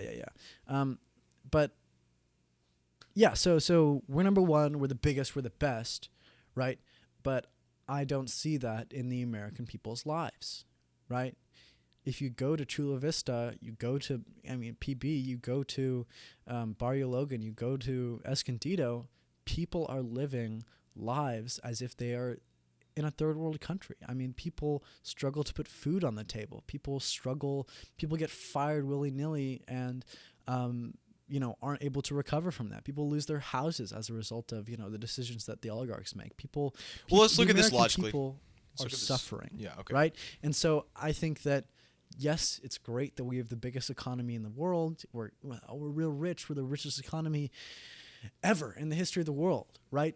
But if that doesn't mean that we're able to alleviate the suffering of the American people, I don't consider it that valuable, right? Because we have the most amount of money total. Like if you put it all together in one pile, it's a lot of money, right? But that money doesn't go to benefit the people that need that money the most in this country. Well, trying to remain without any emotions. I don't know, man. I think that when you're talking about the suffering of the American people, emotions have to play a role. Yeah, well, I just want to look at this logically. Right. I don't want to get rid of that pathos, right? Yeah, all logos. I just don't want it to kind of mess up my argument that I'm trying to make. I see that there are problems within American society, and there's problems in every society. But the problems that we have in America versus the problems that are around in the world are a lot less. That's really what I'm getting at. That the problems that are around the world in other societies are not. If you took those problems and you put them in America, they'd be the worst problem in America, right? But the problems that we have now are terrible. They're awful, like you were talking about with the person in Chula Vista. Should we change our entire economy to alleviate some of those problems, and many other problems will arise in the change? Should we do that? I don't know. Yeah. And this is kind of a weird argument that I'm making, but I don't see that we need to change our entire economy because we have some problems. If the problems become too big, then we should change the functionings of our society. But the problems that we have now, I don't see as massive. And I think we should just continue with what we got going on. Yeah. Because I don't see the suffering of the entire society. I don't see the suffering that we do have in our society as massive. We do have suffering. I'm not discounting anyone who can't put bread and butter on the table. Yeah. But should we change our entire economy to fit the minor suffering that we have? I don't know. Yeah. And I mean, I guess we just fundamentally disagree on this issue, because I think that our suffering is not minor, right? There is to me, I mean, it's, and I, like you said, we don't want to bring pathos into this, right? But ultimately, you just have to listen to and hear the stories of people that don't live in Scripps Ranch.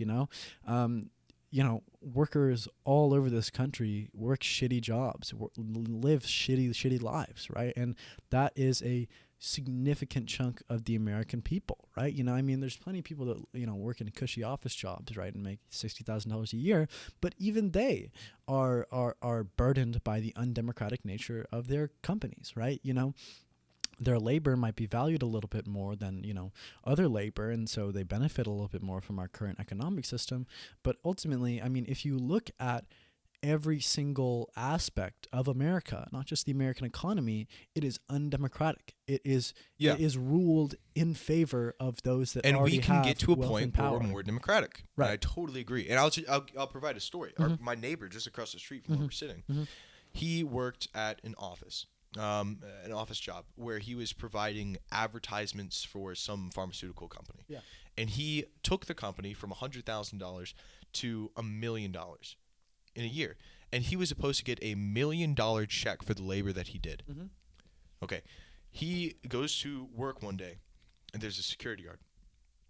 And the security guard says, "Hey, do you know my neighbor's name?" And he said, "Yes." And he said, "Okay, I'm going to be prepared for when we fire him." And the day before he was supposed to receive $1 million check, the company fired him because they had the power to do that. Now he didn't get that $1 million check, even though he took the company from like 0 to 100. Yeah. And that just blows me away. Yeah. Right. And I'm frustrated and actually angry about that specific case because he's such a nice guy. He's such a good person. Like he's the guy on Halloween that's giving out king size candy bars. Oh yeah. Yeah. Cream of the crop. He's a cream of the crop, man. He's just a good guy. Yeah. And it's so shitty that actually happened to him. And that is visible corruption. Like people who work for their labor should get paid for their labor. Yeah. And that's a terrible issue. Should we change our entire economic system to make sure that he has the vote to stay in the company or he's represented?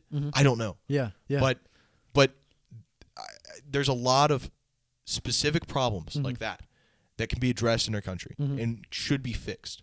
But I just don't see that changing the whole economic structure will ultimately benefit everyone. Yeah, it won't. It'll hurt those in power, right? Those that already have, in my opinion, too much money, too much power, right?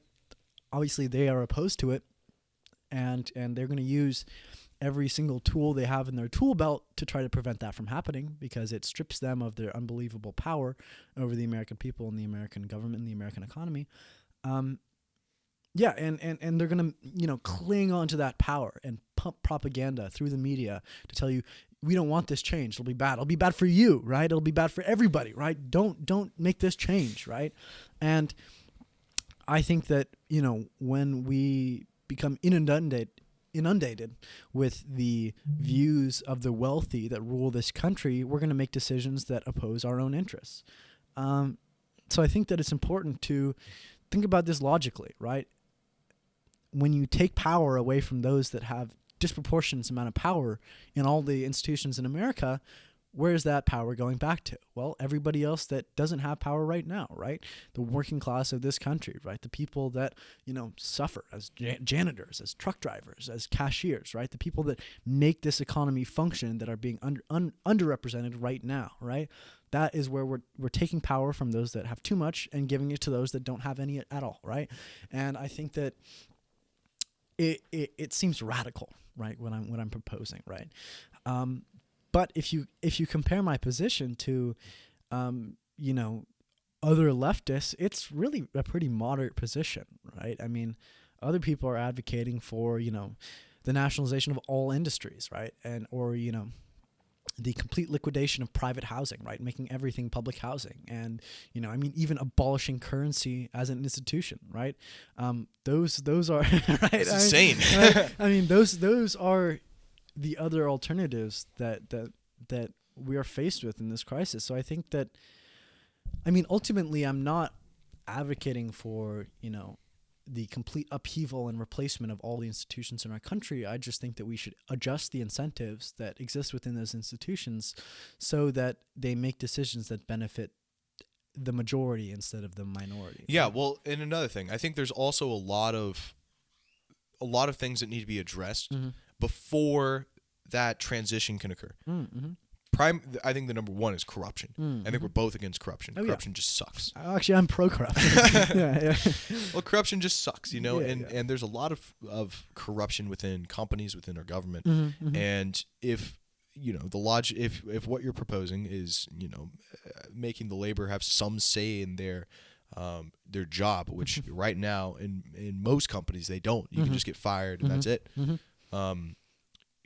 We got to eliminate some corruption first. Mm-hmm. And there's logical steps that aren't radical that can be taken and drastically improve the lives of the laborers. Mm-hmm. Like I totally agree with you. Where I'm really concerned is even though it would be a slow process, I feel that the market itself would dictate what actually happens to those laborers, right? Because you're advocating for the laborers to control a piece of the company. And who's to say that they won't give themselves these massive $4,000 a month, like you said. And if that does happen, what happens to those people? Do they get reintegrated into the workforce? Do they just suffer and die?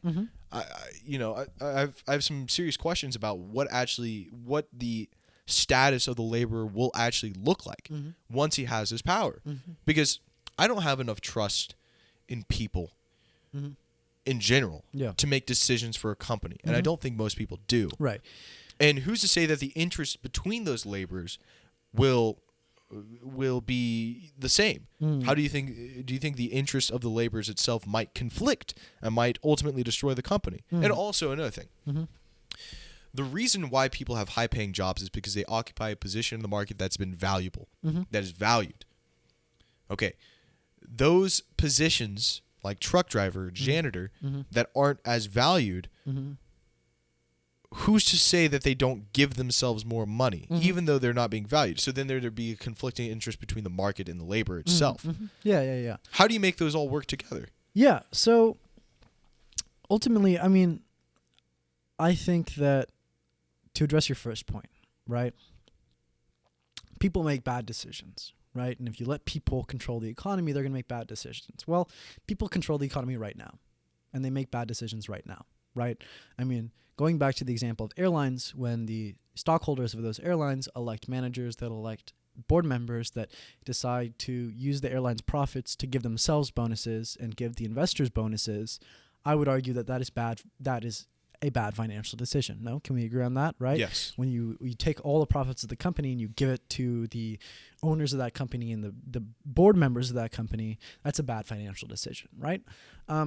So I'd argue that people make bad financial decisions every day currently, right? And that is just a part of the world that we live in, right? And people are negatively impacted by those bad decisions, right? And the burden mostly falls on the impoverished workers that work for those companies, right? When that company goes under, right, it is as a result of the bad financial decisions by those in power at that company. The people that are negatively affected are the employees of that company, right? And as we're seeing now, it's the taxpayers that are on the line to bail them out, right? So I would say that you can never eliminate the problem of bad decision making, right? That is not something that capitalism can solve. That's not something that socialism can solve. But ultimately, those as it is now, those companies that make bad financial decisions will fare worse in the market, right? The market will, treat those companies worse. They will get less business. Their business will be less effective. They'll bring in less profits, and ultimately they will collapse under bankruptcy if they don't make fundamental changes to how the business is run. That's the way it is now. That's the way it's going to be under my proposal, right? So let me bring up another point. Yeah, but can I address your second point, right? What will happen to the labor market, right? I think that the labor market may fluctuate initially, right? That low-paying labor might get paid a little bit more in the short term, right? Which I am not opposed to. I think that, people that are in the lowest rung of labor in this country are underpaid, right? The federal minimum wage is not attached to inflation. They have been underpaid. Real wages haven't risen since 1970. But the cost of material goods has become cheaper. Not the necessities of life, but we had that conversation, right? And yeah, so I'm not opposed to laborers being paid more, menial laborers being paid more, right? But ultimately, I think that the market will adjust for that, right? That if, if you look at it from a microeconomic point of view, if one factory assembly line worker produces, I don't know, $20 worth of goods a day, right? And they are demanding to be paid $40 a day, that is not sustainable for the company, and ultimately that position will be eliminated, and that person will be replaced with somebody that is able to receive a wage that is less than what they produce, yes. right? That is the fundamental function of labor in a company, right? You got to make more than you, or you receive more, you receive less than you make, right? Yes. And yeah, I think that the market will adjust for that. I think that ultimately we are going to go back to the same place where people are paid less than what they produce for the company.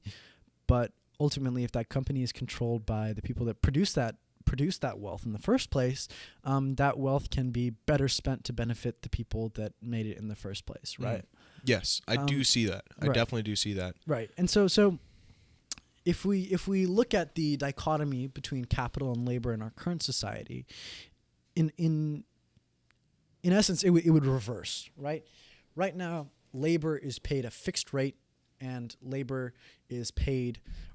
produces unlimited profits, basically, right? You get paid minimum wage, and you whatever you make above that is given to the company, right?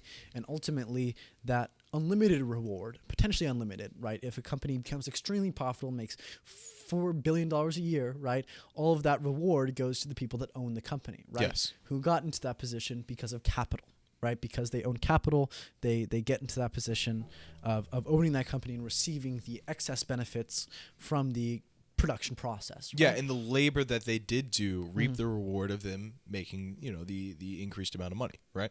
Well, not necessarily, right? Laborers get paid as little as possible in the current system. Oh yeah, right. Yeah. And they receive this fixed amount for their labor, and if they make a super profitable company and do extremely valuable labor, no matter how profitable the company is, they're going to be paid the same amount, right? Theoretically, now obviously there are work bonuses and commissions and all that sort of stuff, but as a whole, laborers get paid a fixed amount while capital gets paid a potentially unlimited amount, right? So under my proposal, that system would flip, right? You ultimately still need capital for the production of goods and services, right? You can't go without capital, right? Workers can't just work by themselves, right? They need a production facility, they need tools, they need equipment, all of which is provided by capital, right? Yep. And so it would, under my proposal, it would simply switch, right? That the capital gets paid a fixed amount. In exchange for that capital, you would receive a loan with an interest rate, and ultimately there would still be a market for that capital, right?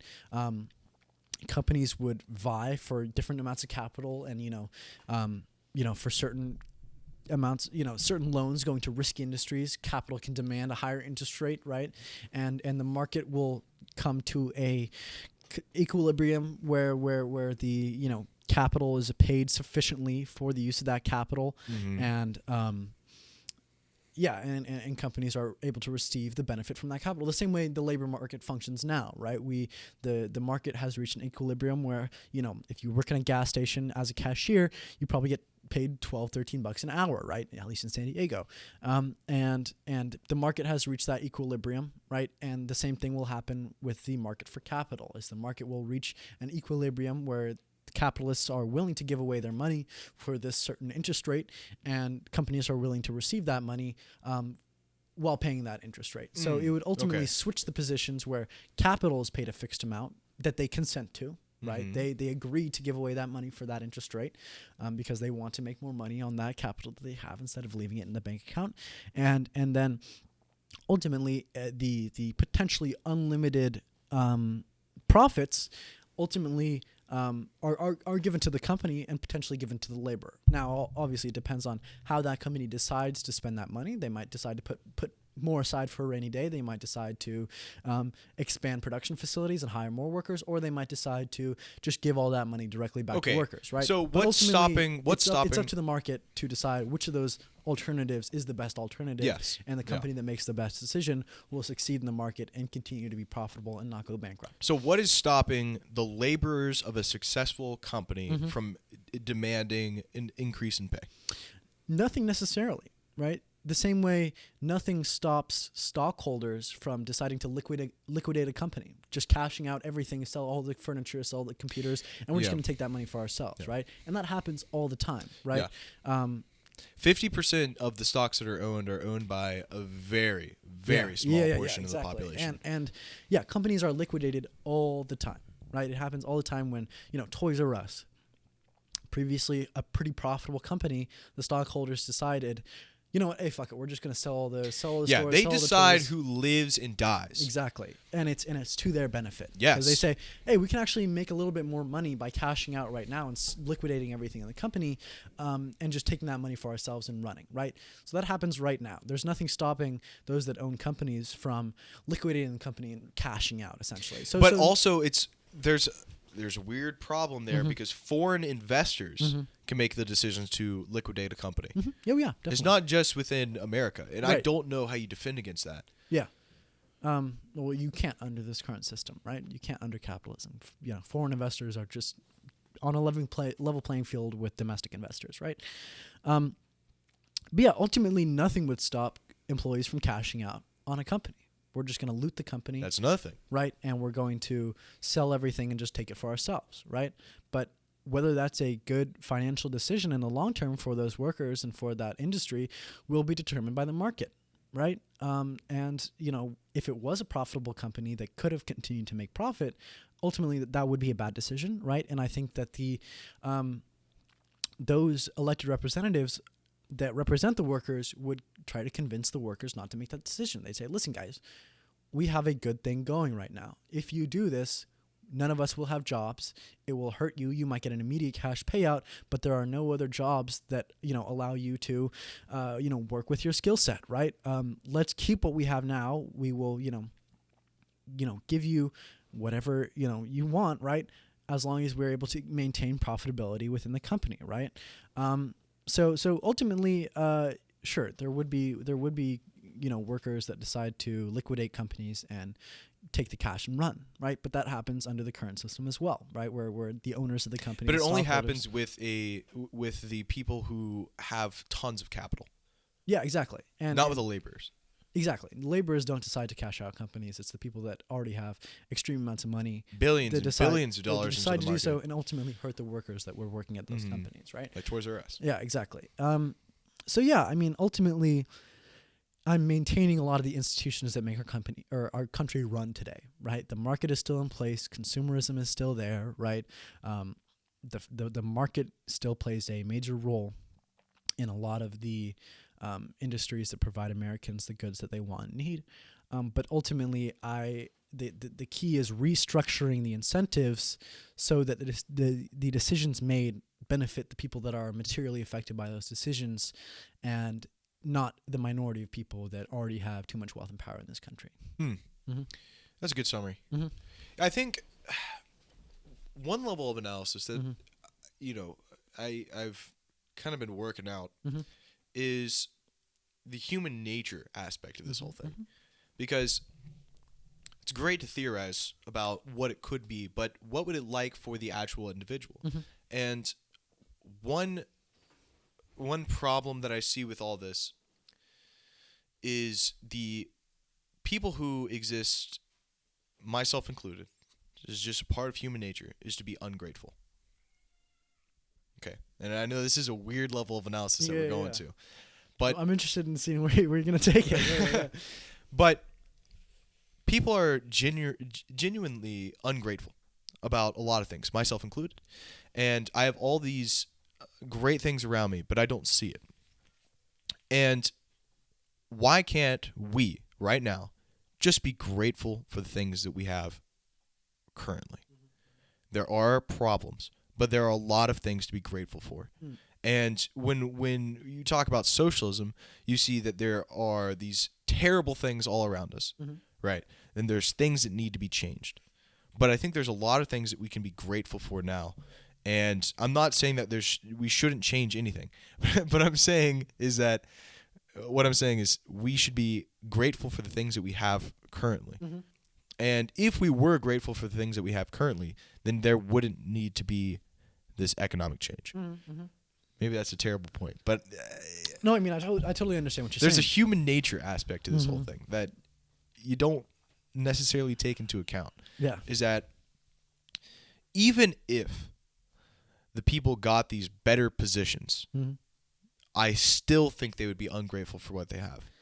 Yeah, and I mean, that's one of the fundamental problems with human nature, right? Is that humans tend to constantly look beyond their means, right? Say, yeah, I've got 2 TVs, but I want 3, right? I want one in the bathroom, that's what I'm so getting I can at. watch TV when You I'm don't taking a satisfy shit, your appetite. Right.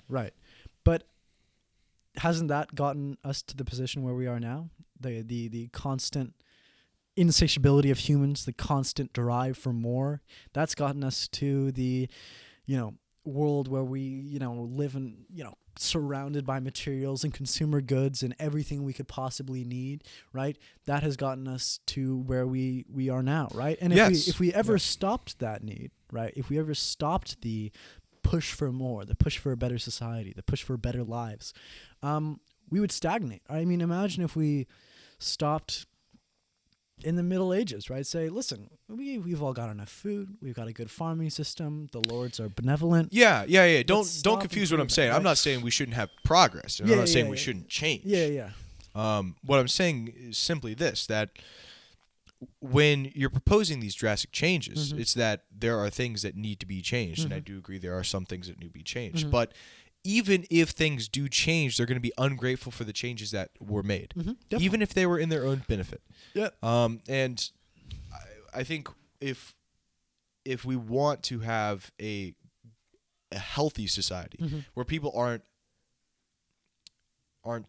where people are unhappy, right? Where we want to change people from being not happy to happy. I think one way you can do that is by teaching them to recognize the things that they already possess. Right? Because what are we ultimately getting at by saying we should change our economic system to help the worker? We're getting at the health and the happiness of the worker. Really, that's what we're ultimately getting at. And so this is kind of a deeper level of analysis that we've been currently on. Yeah. That even though, this is my point, is that even though there are problems, even if we change those problems and made them ultimately fixed and better for everyone, that people would still be ungrateful for it.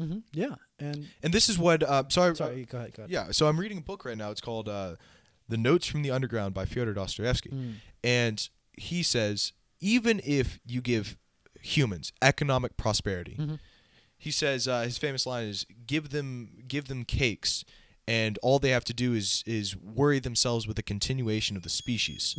That even then they'd be ungrateful for what they have, and they'd want to tear it to the ground just so something interesting happens. So I see the problems that we have right now as bad. Corruption's bad.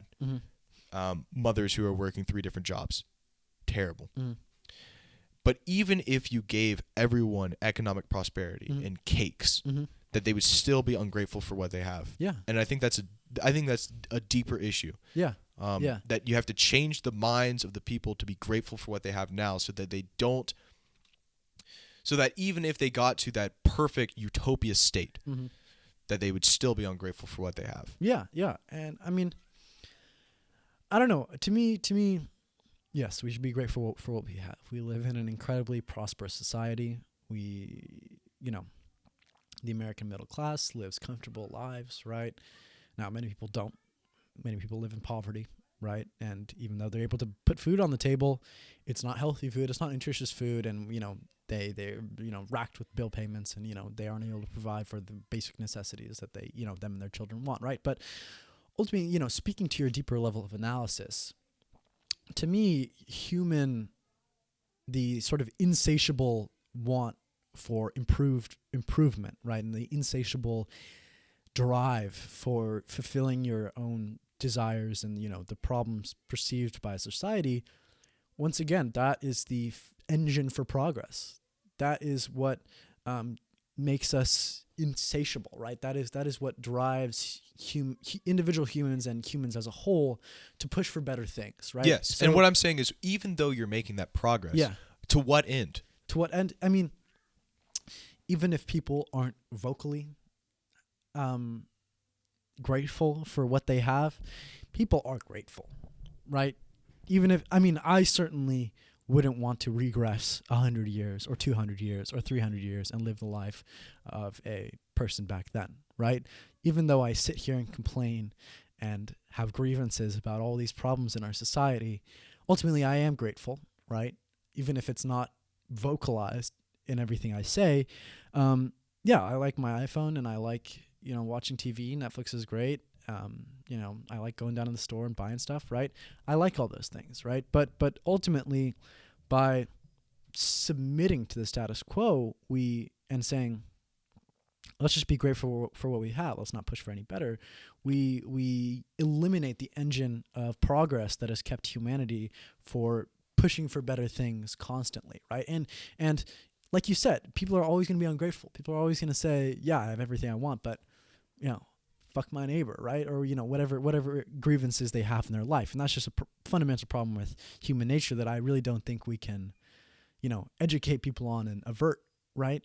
But ultimately, I don't really see it as a bad thing, because it provides the fuel for the engine of progress and the constant push for a better life for all the people in this world, So the engine of progress cannot be stopped. Even so, the reason why the engine of progress works, and it has the gasoline, the gasoline itself is the ungrateful people.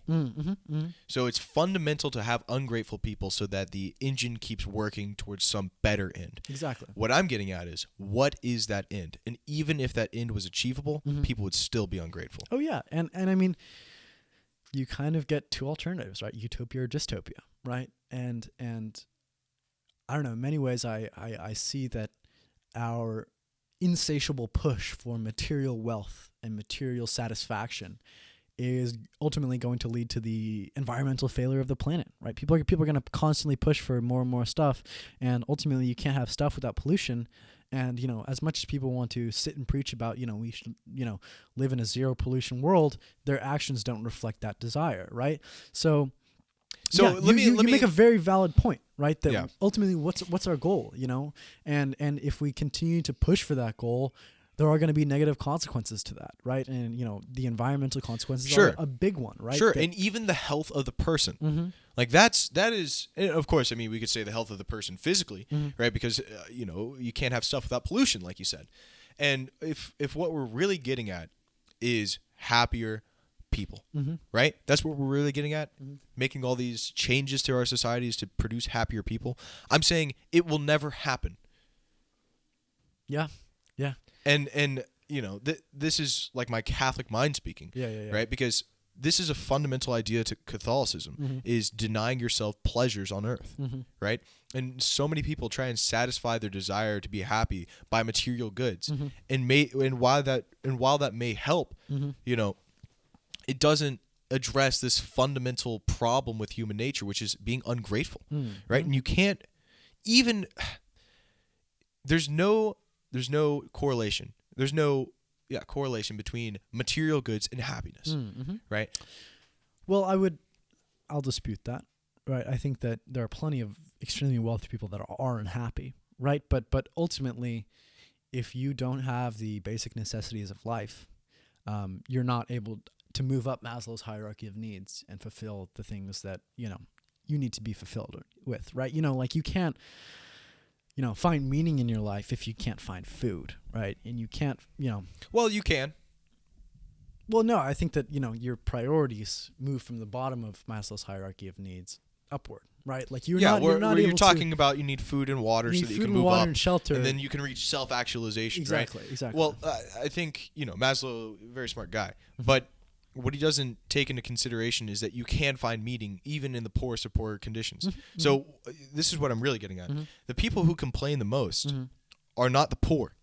It's the rich, right? Because my characterization is it's the woman at the fancy restaurant drinking lukewarm champagne that complains about the temperature of the champagne. It's not the poor people that complain, right? And so I see that as, even though you have so many material goods, you're still ungrateful for your material goods. Yeah. And, I'm not saying things can't get better. That's not my point, right? My point is simply this, that even if things got greater and better for everyone, that we would still be ungrateful for the better and greater things that we have. Yeah. Yeah. And, I agree with you on that. And to what end are we really working towards? And this is where I got to bring Jesus up because I haven't brought him up this whole topic. I know. It's been a minute. This whole talk. Yeah. The reason why we have this insatiable desire to give ourselves good things and to make ourselves happier is because we have this God-shaped hole in our heart. Yeah.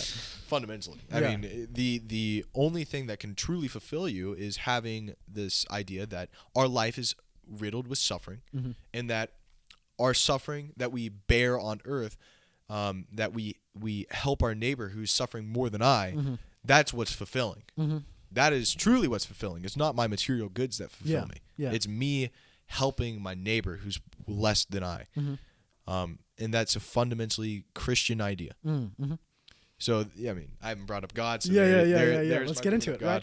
I mean, I think that we've kind of touched on this before, right? But ultimately, I believe, I reference the French existentialists like Sartre and Camus when it comes to finding meaning in life, in that there is no, universal meaning, right?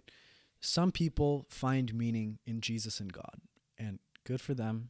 That is what you find meaning in. That's what makes you, live a meaningful life. All the power to you, right?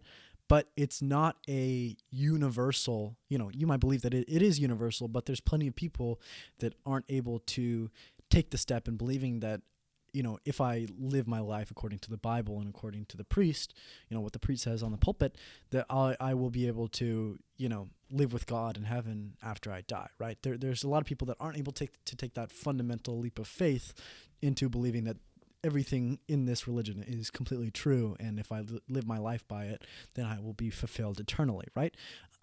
There are plenty of people that do, right? And I'm not trying to disparage them for believing that. However you find meaning in life is worthwhile and, provides the meaning that you need in life, right? But I think that it is up to every individual to find a variety of meaningful things to do in their life to provide that meaning in their life. And in many cases, it's not just one thing, right? Many people, almost all people can't just be fulfilled through one pursuit of meaning, right? They have to have a variety of meaningful things in their life, right? Hobbies that they enjoy doing, having a family that they love raising, going to church, doing well at their job, a variety, a myriad of things that they find meaningful that provide meaning in their life. But ultimately, it's up to the individual to search for that meaning themselves and find that meaning themselves and do whatever makes them have meaning and be happy in their life, right? So, I'm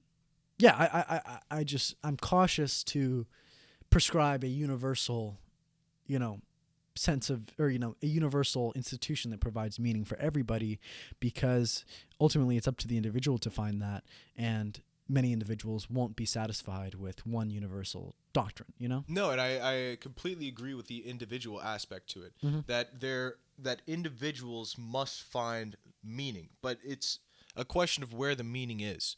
That's really what we're getting at, is you think that the meaning is found in the world. Right. I think the meaning is found not in the world, but in a goal of heaven, and you should live your life according to to the teachings of how to get to heaven. Yeah.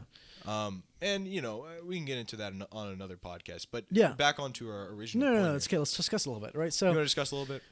to me, it seems like living a life as a devout Catholic, although ultimately the stated goal is beyond this world. Ultimately, it is a worldly pursuit. No, you got to go to a building every Sunday and listen to a dude speak, and you got to do all these things in the world in order to, your reach heaven, life on earth is a test. Mm-hmm. That's fundamental. Right. Yeah, but it is still a worldly meaning, right? You find your meaning in doing worldly things. But you do not find your meaning in material goods. Right. I mean, there's a slight distinction there, but to me it seems like finding your meaning in going to church every Sunday and reading this big fancy book all the time, right? And well, you don't find your meaning in going to church. I think you're kind of discrediting it. You find your meaning in helping the world, and really you find your meaning in bearing the suffering of being, right? Because we can both agree that the life is riddled with suffering, okay? And the Catholics live the life that Jesus lived. That's what we do, is we're imitators of Christ. And Christ bore the suffering of the world on his back, right? With the cross, right? Yeah. And so that is what we're supposed to do. And we see that in the lives of the saints, right? Which is people on earth that the Catholic Church has said, these were holy people. They lived their life as Jesus Christ taught, and you should look to them as examples. And every one of the saints bore some sort of suffering, right? And that's what we're supposed to do as Christians and Catholics, is bear the suffering of the world, because the world is riddled with suffering, and somehow make it better. Yeah. And I don't mean to disparage the church or the Bible. No, right? I don't know. It just, you're like, go to church on Sunday. I don't know. It just didn't sit well with me. Yeah. Sorry. But I mean, to me,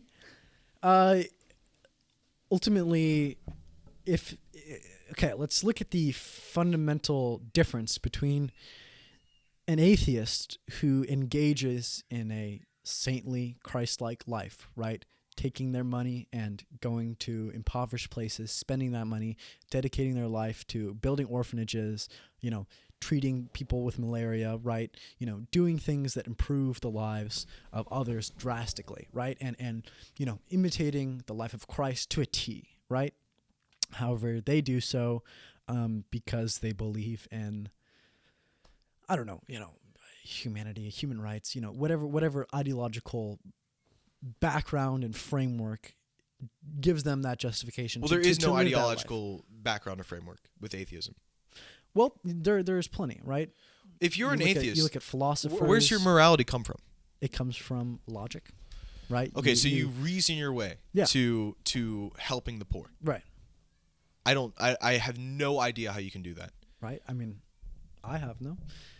How can you reason your way into doing good things if you're an atheist? First off, if you're an atheist, you don't believe in God, and you believe that there's nothing after death, right? Yeah. Okay. Yeah. So there's nothing after death. All the things that you do on earth will be forgotten. So why do I need to do anything on earth? Because it makes you feel good. It gives you meaning. But meaning doesn't exist if you're an atheist, because there is no meaning. It does. It does. Well, like how I said, right? The existentialists believe that meaning is individual. Yeah, right? but whatever makes you happy and gives you meaning is fulfilling to you, right? When I go down to PB and I give homeless people sandwiches from Sprouts, it makes me feel good. Why do you feel good? Because I don't know. I just have an innate drive to help people that have less than I do. Okay, right? so you have an innate drive to do good. Right. You say it comes from God. I don't know. It might come from God. It might not be the Christian God. It might not be Jesus, but it's inside me. Right? But why is it there? Why is it there? I don't know. It's ultimately a question of human nature. When we see people suffer, you could say it's evolutionary, right? That people with the genes to help those that are less fortunate resulted in more prosperous tribes, right? That had more children because the people in those tribes tend to, care for and help others in those tribes more than those that lack those genes. But it's also important to understand right? that people outside of my tribe, I kill because they have more resources than I, and I need to go over to them and steal their resources. Right, which is why humans have the drive for tribalism, right? But ultimately, yeah, you can accredit the drive to help others to God. right? And clearly you do, right? God and Jesus, right? But I don't know. To me, it doesn't necessarily matter where that drive comes from, because first of all, it's impossible to logically find the place where it came from, right? No, it's not. Okay, give me your pitch, right? Okay, well, so you've already admitted that there's a drive to help others. Mm-hmm. Okay. In some people, other people are sociopaths. And Okay, have but no sympathy. discrediting the minority, Right. The majority of people find meaning in helping other people. Mm-hmm. Why? Well, because of evolution, right? Mm-hmm. Because it's good for us to evolve and benefit our society. I don't think that holds water at all, because it is fundamentally better for me to hoard my resources and help only myself. But we don't. We go out and we help other people. So where did that come from? Okay, so talk about evolution for a second, right? Now, so there's two different tribes, right? One of them lacks the gene to help others, right? Everybody in that tribe is a sociopath, right?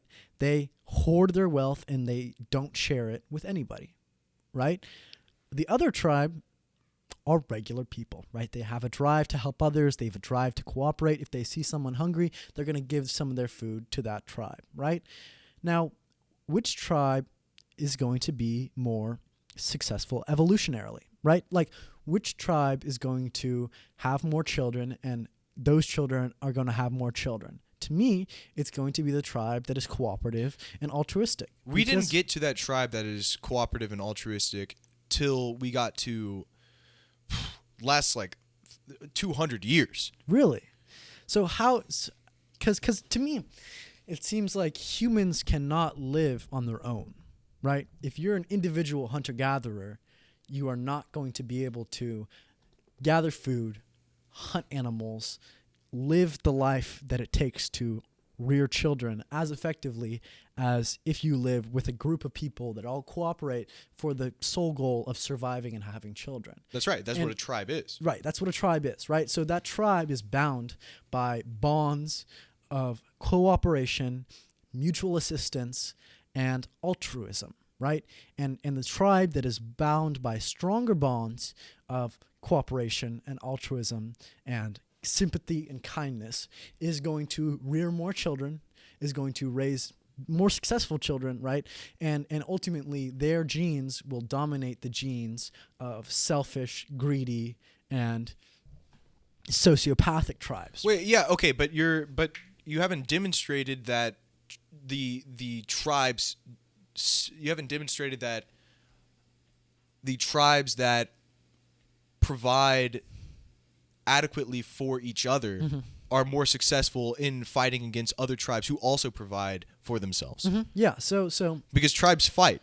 ultimately, but that's not the main axis of success, right? The tribes fight, right? We can agree on that. But it is not the main cause of death, and it is not the main cause of success, right?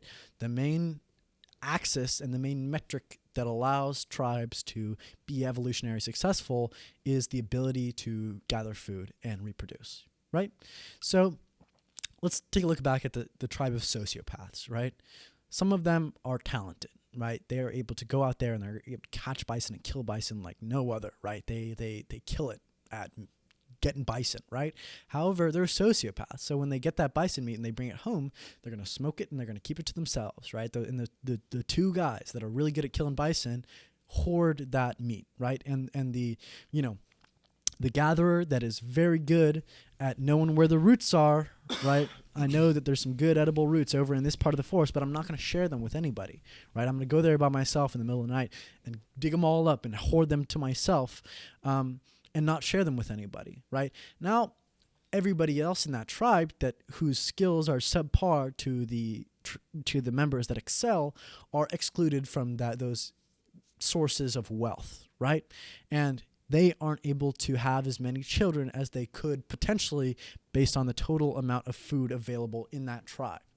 Does that make sense, right? Yeah. There's enough food to feed everybody, but because those that are able to access that food more than others don't share it, those that have lower skill levels aren't able to rear as many children as they possibly could, and aren't able to be as reproductively successful as the tribe where everything is done selfishly or selflessly and altruistically and through sympathy and kindness. Yeah, so what you're saying is that when tribes have adequate resources, then they share those resources amongst each other so that it benefits the tribe as a whole, right? And tribes that don't do that die. Right. Or they have less children, and the tribe that does share has more children. And then they outproduce them. Through evolution, that gene becomes dominant, and that is a gene that we all have now. And so you're claiming that it's fundamental to human nature to want to help our tribe and improve our tribe because we want to see it succeed. Okay, and so that's why we do things. That's why we have nationalism today, right? That's because why we want to help our tribe. Xenophobia, right? Is because we have this us versus them mentality, and we are generous to us, and we are we have animosity towards them, right? I mean, I think that it's incredibly important when we look at modern human society to look at the structure of hunter-gatherer societies and how those societies succeed, because that's ultimately who we still are. We're dressed in jeans and nice clothes, and we live a life of manufactured goods, but ultimately we're still hunter-gatherers, right? Yes. Genetically and mentally, right? Well, we have you see it in just our social structuring already. Like we were in high school not too long ago, and you see there's different tribes of people. Fundamentally, you have your jocks, you got your pretty girls, you got the ugly girls, and you got the whatever the stoners, the stoners, and you organize into groups, yeah. right, and then our group against their group, right. But what I'm getting at is, where in evolution does it say that we should try and help other tribes? Right, and it doesn't. Ultimately, I don't think that that's the issue. I think it is the issue. Right? Because when I go down to PB and I see homeless people, they don't have food, I still think of them as my tribe. Right? And you can credit a lot of things for that, but it's not just because I'm friends with them. It's not because, I know them personally. But it's because I still have that innate drive to help and share my excess resources with those that have less, right? It's not limited, the drive to share and help others is not limited to your close personal friends, right? It is extended to anybody that a person thinks of as their tribe. And some people have much broader definitions, right? Some people think all humans are my tribe. And because we're all humans, I have a responsibility to help those that are less fortunate than others. But that idea doesn't come from evolution. It comes from God, you're saying? Well, where in evolution does it say that we should help everyone? Because that's not how I read evolution. In particular, right? But I read it as everyone who has more than me, I need to take their resources to help myself and help my tribe. Right? That's how I read it. I don't see it as we're all humans and we should all help all humans. Right? Because I don't think you could find that in evolution. Right. Because it's a groups of tribes who are trying to grow their tribe to be the biggest tribe. Right? That's the goal. And all tribes are enemies to my tribe. And so I need to fight for my resources. Yeah. So that's sort of, I don't know. I feel like that's a modern interpretation of the hunter-gatherer lifestyle, to imagine that these bands are constantly going to war with each other and stealing each other's resources. Ultimately, bands didn't interact that much, right? They lived practically in harmony with each other, because it's not beneficial for either tribe to kill people and engage in violence, right?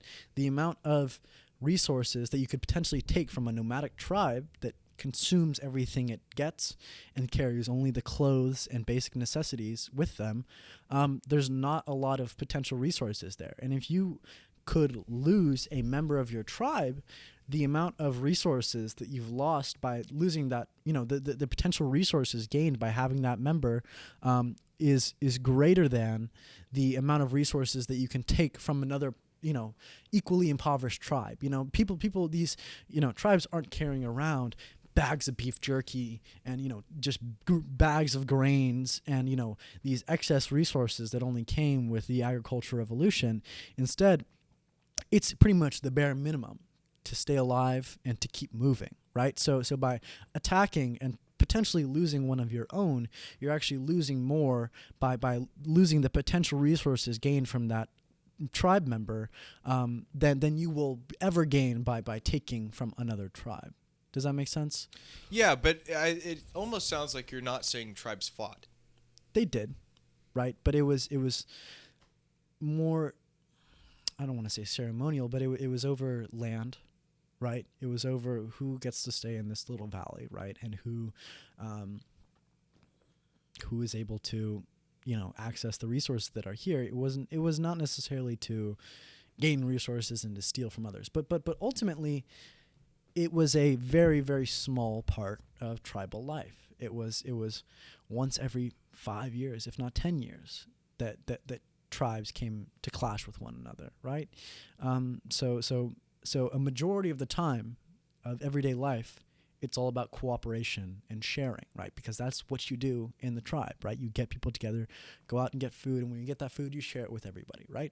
That is the fundamental engine of humans, right? Is to help others, to cooperate, and to succeed in that cooperation, teamwork, right? And the fierce competitiveness only arose when it was beneficial to engage in violence and potentially lose members of your own tribe, which could potentially, bring a lot of resources back to that tribe. It's only when the stakes were real high that they engaged in that, right? And I think that's still, visible today, right? I mean, when do people go out and murder other people?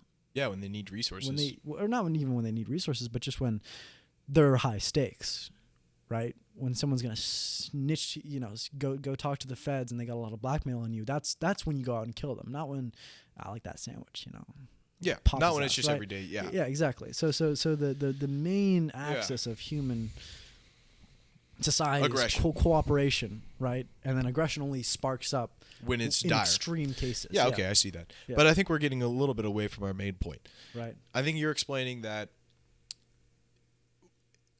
the meaning in life is to be found in cooperation. I mean, I think that's one avenue that many people find meaning in, but there are plenty of hermits that just dedicate themselves to hermit activities, like I no better way of explaining it to you, but there are people that just collect trains and they have beautiful model train sets in their garage, and they work shitty jobs, but that's what they love, right? It's just building an awesome little city with model trains in it, right? And if that's what they find meaning in, good for them, you know what I mean? And that meaning is just as valid as something as broad as God or altruism or cooperation, right? I think that it's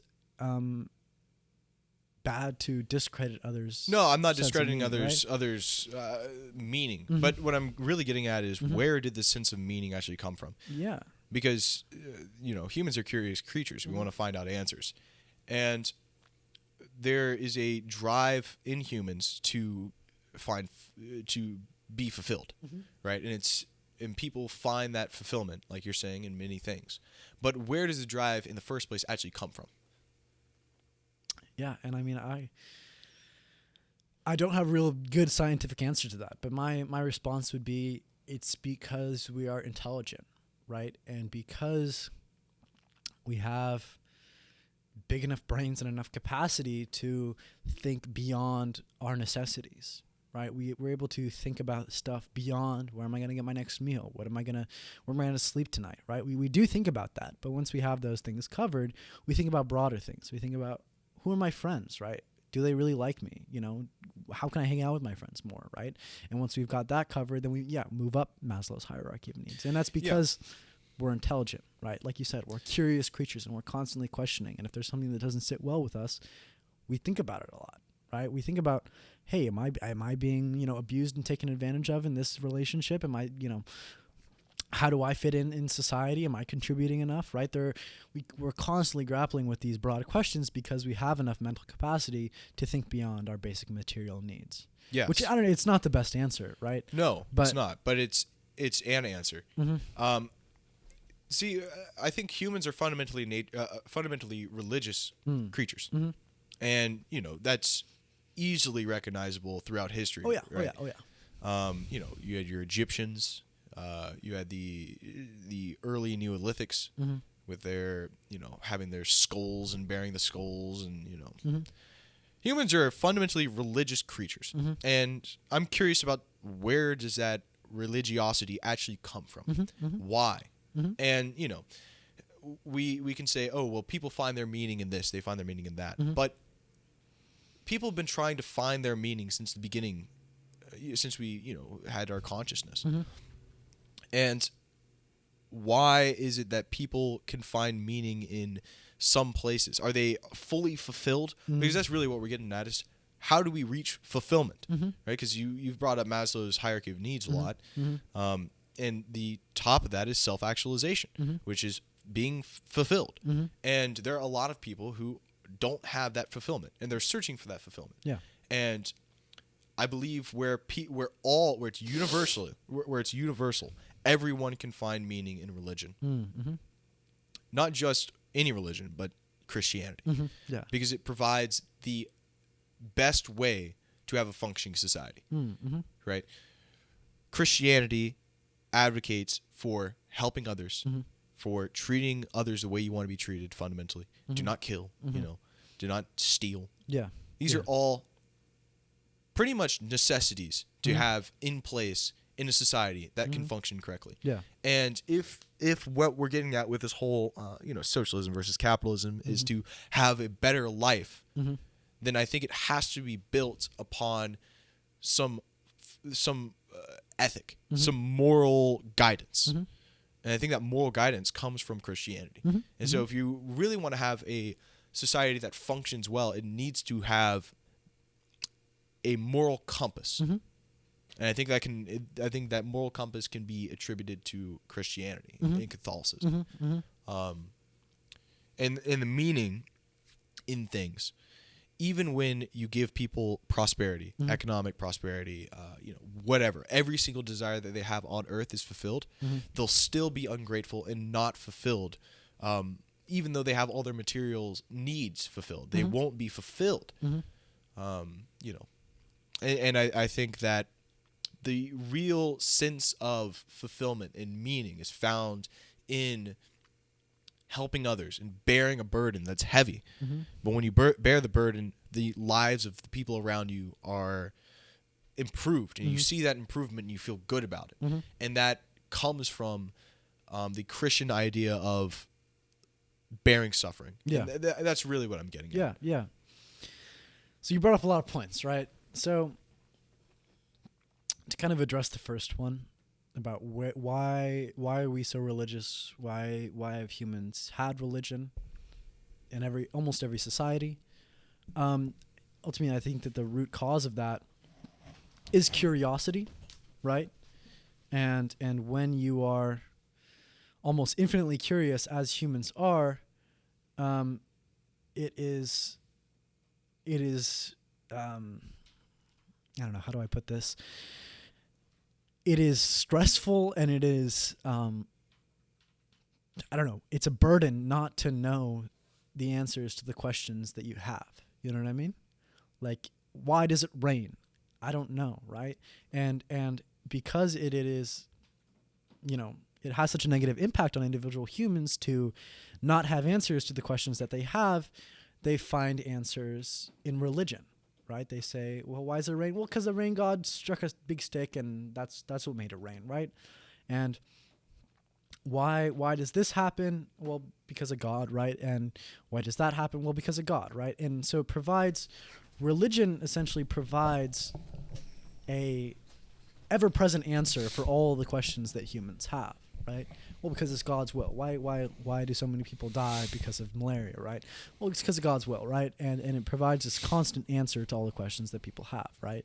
And that's almost for every religion, right? Almost every religion fulfills that need of providing answers for curious humans, right? But as science and society and our knowledge base evolves, religion becomes more and more abstract, right? Because science is able to answer more and more questions that religion used to answer before, right? And I'll take evolution as an example, right? before we used to wonder, why are there so many creatures all over the world? Why do they look so different? Why are we here, right? Why are there birds that have different colors, and why different beaks, and why are there horses that are big, some that are small, right?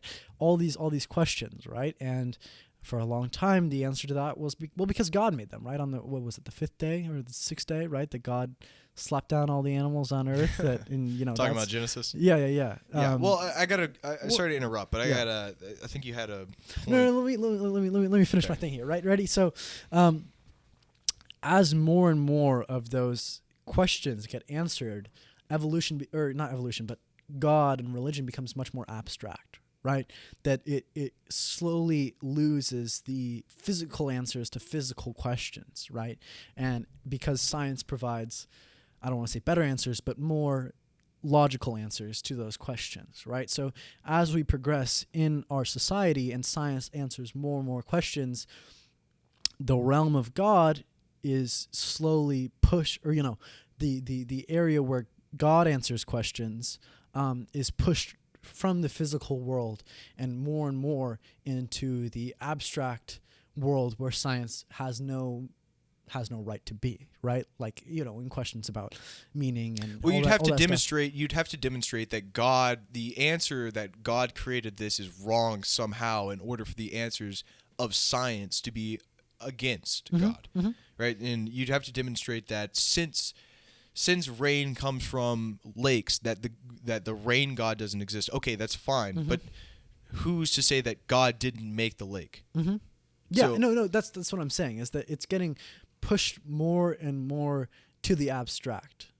Do you understand what I'm saying? That instead of being fundamentally connected to, well, God makes this river flow, right? Instead, it's, well, gravity makes this river flow, and then God is just responsible for gravity. So he's moving a step back every time science answers a question, right? That instead of saying, well, gravity is God, right? Instead, we've looked at, well, there's this space-time fabric, and large objects bend that fabric and cause other objects to be attracted to that. Then God takes a step back and says, well, then God made the space-time fabric, right? So every time science answers a question that, was formerly answered by God, God just becomes more and more and more abstract and has less connection to the physical world, right? And ultimately, I think that's why the existence of God can never truly come into question, because the more and more abstract God gets, the harder it is to tether God down. You know what I mean? Like, it's the further back God is pushed from the physical world, the harder it is to disprove God. You understand what I'm saying? That I don't know. I'm having trouble making the conclusion of this point here, right? But your point about God becoming less concrete. Yeah, I see that. But you haven't demonstrated that since God is becoming less concrete, that his, worth. I'm not saying worth necessarily, but I'm just saying that the realm of answers that God is referenced to is becoming smaller and smaller. So the questions that he provides the answer to are the most fundamental and basic and unanswerable questions in human society, and therefore is sort of buffered against science in a way, because he's the answer to the questions that cannot be answered, and therefore you cannot provide a viable logical answer that combats God's realm in that way. Kind of get what I'm saying? I'm getting... I think I'm speaking very vaguely here. Yeah, right? Definitely.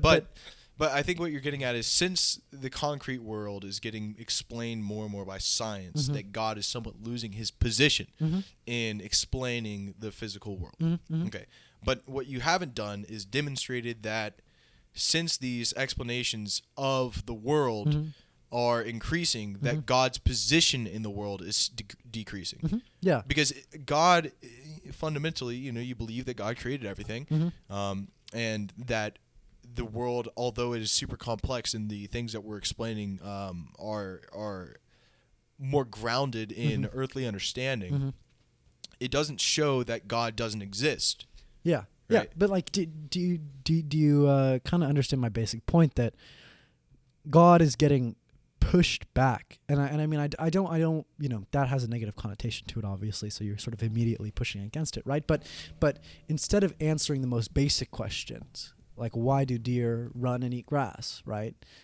In hunter-gatherer times, well, that's because of God, right? There's a deer spirit, right, in that deer that makes it do those things, right? Instead, now science has replaced that answer, right? And the realm of God is being pushed more and more into the abstract world, which in a way strengthens God's position, right? Because we're never going to be able to answer why did the Big Bang happen, right? Because that's just almost an unanswerable question. Maybe someone's working on it, right? But that becomes God's realm, right? Well, because of God. God made the Big Bang happen, right? And because God is, sectioned off to these unanswerable questions, then it sort of bolsters his position because they're unanswerable, and therefore God has to be the answer to those questions. Yeah. Right. But why does it matter? Why does it matter? I don't know. I'm just kind of thinking out You're loud. Just thinking out loud. Yeah. Well, I'm not making any point against Christianity or anything like that. I'm just No, I mean, yeah, I definitely see that. I see that when science explains things that were previously attributed to God, then God loses some answer to the question in the minds of humans. Mm-hmm. Whether it's actually true or not is to be determined, right? Whether or not God truly made everything in the world, that question still is still the same, right? It's not. Yeah, I mean, are you saying that it's somehow leaving the minds of the people because of the questions that were once attributed to God are now explained by science? So God is somewhat, I think, missing the minds of people who used to believe that there was a rain god or something. Yeah. So I think that as God becomes more abstract, right? Can we agree that as God is being pushed away from the concrete physical world, it's becoming much more abstract, right? In the minds of humans. In the minds of humans, right? Yeah. So instead of thinking, well, what does God do? Well, he makes it rain and he makes it thunder, and he's the reason why flowers spring up in the springtime, right? Instead, God becomes more abstract, and therefore if you think about religious institutions before science, right? Babylonian institutions or ancient Egyptians, God and gods, whatever pantheon of gods they believed in, fulfilled the answer to all these questions, and therefore there was a heavy reliance on physical institutions in order to represent those gods in the physical world, if you know what I mean. Like, there are temples to Athena and Zeus and, Ares and Hades, because, gods provided the answers to all of those pressing questions, right? But as God becomes more and more abstract, it seems like the physical institutions that connect God to this world, and in the minds of humans, become less, not necessarily valuable, but less pressing, if you know what I mean. That because God is becoming much more individualized, because every person has their own conception of God and what God is and what God does, his sort of connection to the earth also becomes much more individualized, right? Because instead of one dominant institution like the Catholic Church telling everybody this is what God is, this is what God does, instead it becomes much more individualized, where every person has their own conception of God and what God does and what God's purpose is. Sort of the necessity for a concrete institution to tell everybody this is what God is and this is what God does and this is why God does all this, becomes in a way less necessary. So I get that. Right. I see that. And so I want to sort of look at the secular societies of today's world, right? Let's take Sweden, for example, right? That's always what I go back to, right? But that's the best example I know of a secular society, right? Swedes largely do believe in God, right? They do think that there is a higher power in the world. However, because Swedes are, believe in science a lot and see a lot of illogical connections and logical faults in the church, they choose to stop believing the church's interpretation of God and instead believe their own personal interpretation of God. And so the idea that God doesn't exist in Sweden is not really true. God does exist in Sweden in the minds of Swedes. However, it's not coupled to a concrete institution like the Swedish Church or the Catholic Church anymore, right? I don't really know where I'm going with this. Once again, I'm just thinking out loud. No, right? definitely. I think So I don't know. I'll pose a question to you, right? Sure. As God becomes more abstract and becomes more individualized, right? God is much more a thing that's in people's minds as opposed to a thing that's in the physical world. Is it still necessary for there to be concrete institutions like the Catholic Church that dictate this is what God is, this is what God wants, and you have to follow his will? Yes. Well, the short answer is yes, but let me qualify it. I'd have been very surprised if you said that. Yes, that's it. Yeah. Well, I think there's a lot of things to talk about. You brought up a lot of good points. I think one thing that we're really getting at when talking about whether God's position is becoming more abstract or more concrete is, I see that as kind of superfluous, because what we're really getting at is whether or not God exists or he does not exist. Really, that's the answer that needs to be taken into account. Whether God exists or whether God doesn't exist, because the abstract and the concrete, God's position in the world doesn't matter. Even if God exists, then he is infinitely everywhere concretely, because God is all powerful, right? And so he exists everywhere, right? And if he doesn't exist, then the abstract God has no position in the concrete reality of the world, right? So that's the real question that we need to address, not necessarily the abstract versus the concrete God in the minds of the people. So we can get into the existence of God, but to your point about having a secularized society in Sweden, right? I wouldn't say you guys are fully secular because you believe in God. So it's not secular. Yeah, but it may be secular. It's secular in its practices. Right, exactly. We I say we, but not me. Swedes. Right? You're Swede. Technically, I'm a citizen, right? But I don't live in Sweden, so I don't consider myself Swede, right? I don't know. To me, if the society is ruled and determined by individual interpretations of God, and the concrete institution of the Swedish Church has little to no power over the society, to me that seems pretty secular to me, right? It's secular insofar as its practices are secular.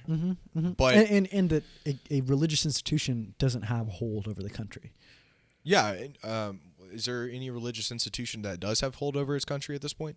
Yeah, I mean, I think that, I don't know, Italy is still pretty Catholic, right? Italy is not Catholic. Poland is pretty Catholic. Poland's pretty Catholic, right? So what the Catholic Church says still has a lot of power in Poland, no? Yes, it does. As opposed to Sweden, right? Yeah, okay. The Catholic Church says something, it's not going to affect Sweden, right? But it might affect Poland a lot more. Yeah, well, the Catholic Church is universal, and so it affects whatever the Catholic Church says affects Catholics all over the world. Right. I think the when you have the idea of God in your mind, I don't know if you can necessarily have a fully. Thank you, Paul. Thanks, buddy. Thank you. Thanks. Brother just brought us some butter bread. Homemade. Homemade bread. It's very good. So, let's move the mic away when we're chewing too. So, I don't think you can have a fully secular society if the people believe in God. Because if you say you have a belief in God, then there are certain practices you have to uphold, right? I practice, if I believe in God, then I believe that I'll be infinitely judged on my actions, right? That's what you're saying, because God is a judge, right? When I have this belief in some divine power, that means I can base my life off of how that divine power would judge me. And the way he would judge me was whatever ethic I believe in, right? So I don't think there's ever been a fully well, I shouldn't say there's not fully secular. In its practices, secular societies exist, but but having a belief in some sort of God comes with its practices that you have to uphold. So if you say that the Swedes believe in God, then there are certain ways that they live that are not secular. Right. But that is tying it a little bit too closely to Christianity for my liking, right? So there are many interpretations of God, right? Almost an infinite number of interpretations of God. Every single human in this world has a different idea of what God is and what God isn't, right? Even Catholics, right? I'm sure if you really dug down deep, every single Catholic has some variation in their own interpretation Yeah, well, there's of God. a lot of people who don't understand God. Yeah, but from your perspective, right? But to me, to say that all Swedes believe that God is, a judge, right? And that when they die, St. Peter is going to be there at the gates and, have a list of their sins and their great deeds and, judge them like that is not necessarily true. I think that, plenty of Swedes might believe that, right? Because they still are, Christians fundamentally, even if they don't attend church. But I think that a lot of Swedes don't believe that. I think that a lot of Swedes believe, myself included, believe that God is not a judge as much as God is the infinite love and energy that connects all things in the universe, right?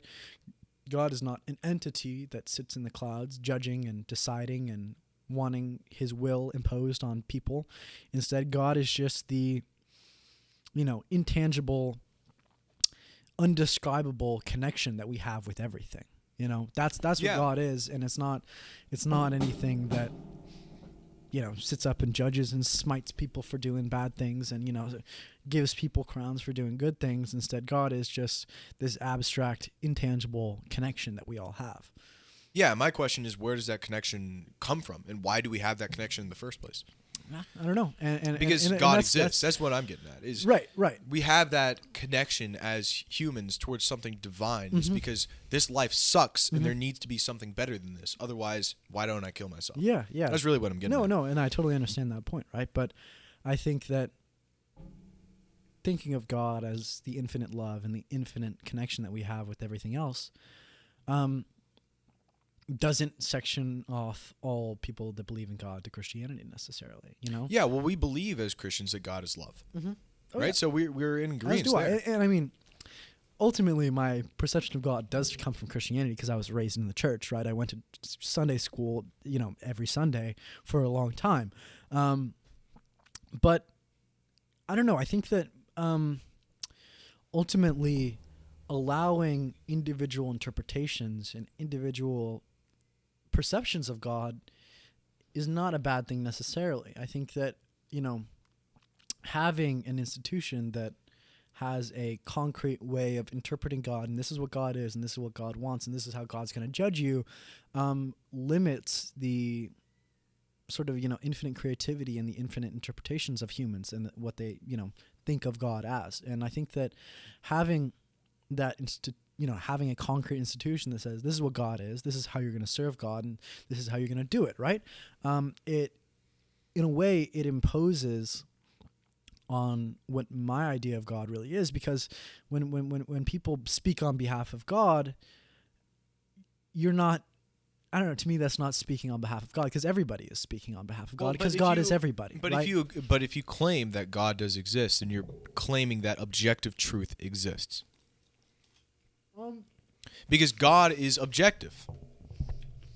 Yeah, but okay, so that means objective. I don't think I know the objective truth, and I don't think the Bible says the objective truth, and I certainly don't think the Pope knows the objective truth. Okay, well, Jesus Christ claimed to be God. Mm-hmm. Okay, so that would mean that he speaks objective truth. If you believe in Jesus. If Jesus is truly God. Mm-hmm. And I do believe that Jesus is truly God. And yeah, therefore he spoke objective truth. So is Steve, and so is Paul. We're all God, Gabe. We are all just the universe experiencing itself from different perspectives, And I mean, Jesus' perspective certainly could have been extremely valuable and extremely, it could have been, a great thing for humanity. But I believe that by putting one person above all others, you're negating everything else that everyone else has to say. Well, he's either God or he's not God. Right, but no, I don't think. I don't think it's a binary thing like that. I think that everybody is God, right? All things in the world are God, and therefore Jesus is God. But so is everybody else. Therefore, Jesus is on the same level. So, are you willing to say that those corrupt capitalists who are hoarding wealth are God? They are God. They are God experiencing. Okay, God. I don't understand that at all, Eric. Yeah, I don't, because you're saying that there is some sort of objective truth, and my objective truth should be weighed above other people's objective truth, because you're saying these evil capitalists. I'm just saying it's my perspective. That's that we're all gods. Mm-hmm. I just don't. Not gods. We're not Mormons, right? I just think that we are the universe experiencing itself, right? And we are different ways the universe experiences itself. I am part of the universe. I am part of God, and I experience the world in a certain way. I experience it as a corrupt, tyrannical, capitalist society, right? With benefits. It's great. People are ungrateful, right? But ultimately, that's my perspective, and that's the way that the universe is experiencing itself, right? And capitalists are very much still God, and they are just the universe experiencing itself from a different perspective, from a different position, you know? And that's just my personal belief. Do I believe it's universal? Do I believe it should be preached and, you know, convert everybody to it? Absolutely not. That's just what my interpretation of what God is. God is just this infinite connection that we have, and that by tethering God to one piece of God, then you're eliminating everything else that is God. Hindu temples are God. Mosques are God. Buddha is God. Muhammad was God. Everybody is God. Yeah. Well, I don't understand that. Yeah. Because if everyone's God, that means that they have they create their own objective truth. Right? And if objective truth means it is absolutely true, that there's nothing else that is true than my objective truth. Well, there's conflicting truths then. There's conflicting objective truths. Because there's fighting that exists in the world. So how in the world can each person be a god and have conflicting ideas? One sec, I'm okay, chewing, yeah, I'm chewing, he's chewing on some bread. I'll keep talking. My bad. I should have noticed. Yeah, well, I just don't see that position, because if you're claiming that there's some sort of objective reality, that we live a life that is objective based on my own subjective choice and my own subjective opinion, then the subjective becomes the objective. My fallible self can create objective truth. Yeah. That doesn't make any sense to me. I ultimately, I am opposed to absolute objective truths, right? But you're claiming each person's a god. Right. That's my subjective truth. But it's objective. Not objective. Objective to you. It's my which makes it subjective, right? Okay, so there's no such thing as objective truth. That's right. Nothing is wholly true. Now, we can reach a consensus. We can say, yeah, murder is wrong, right? And 99.9999999% of the people in the world could believe that, right? But it's still not an objective truth. And we could say, you know, evolution is clearly true, right? I mean, like, look at what Darwin wrote. It seems like it's the most viable, you know, way of thinking about how animals got here and how we got here. But ultimately, it's not an absolute, objective, unquestionable truth. I think that by having ultimately unquestionable, absolute, objective truths, it's a hindrance to philosophy, and it's a hindrance to human progress, because I think that everything should be up for question. Everything should be up for interpretation. Me too. I do believe that as well. Everything should be up for questioning. Right. And I think that saying that something is an objective, absolute truth is a hindrance to that, right? I think that, like I said, my interpretation of God is not true wholly, right? There's no way that that's reality, and there's no way that that is absolutely objectively true. But that's my subjective truth, just the same way you have your subjective truth, which is different from the subjective truth of the Pope. Even though you believe your truths are entirely in line with the Pope and the Catholic Church, there is some variance. No? What do you mean by variance? Neither truth is absolute, neither truth is objective, right? Popes have made mistakes. Popes are human, right? Catholic Church is run by humans. Yeah, but we have a doctrine. Right, that is created by humans, right? Well, it was given by God. Right, and by saying this doctrine is the objective absolute truth, you are hindering the philosophical pursuit of pursuing the truth. No, you're not hindering any philosophical pursuit. Really? So all right, explain. Well, you're not hindering philosophical pursuit, because when you have I would argue that the opposing is hindering philosophical pursuit, because when you say that there is no God, then a desert opens up. Because then where do you go from there is no God? Where does philosophy go from there is no God? Right. Because if there is no God, then there is no morality. There is no universal way to live. And so you don't need to philosophize anything. Yeah. Yeah. Because, and this is another point. Why do atheists write books? Yeah. If nothing matters, if there's no God to work towards, why are they teaching everyone else that there's no God to work towards? It gives them meaning. It fulfills their desire for meaning. Where can meaning be found in believing that nothing... Where can you find meaning in life if your life is riddled with suffering and there is no God? Well, because some things that you do give you momentary happiness. Momentary is the key word there. Right. Which is not fulfilling. And if you continue to do things that give you momentary happiness, you will ultimately find meaning, right? That's impossible. That's a bad point, right? That's impossible. But back to the dichotomy between there being absolute objective truth and there not being absolute objective truth. I'm not advocating that there is no God is an absolute objective truth. I think that it's subjective. The same way there is a God and his word is in the Bible. To claim that there is no God is objective. It's a statement. It's a statement, right, that some people believe is objective, but I don't believe in objective absolute truths. I think that it's well, you can't claim that God doesn't exist in a subjective way. I think that you can. Okay, you claim that God doesn't exist. God still exists even despite your subjective position. Right.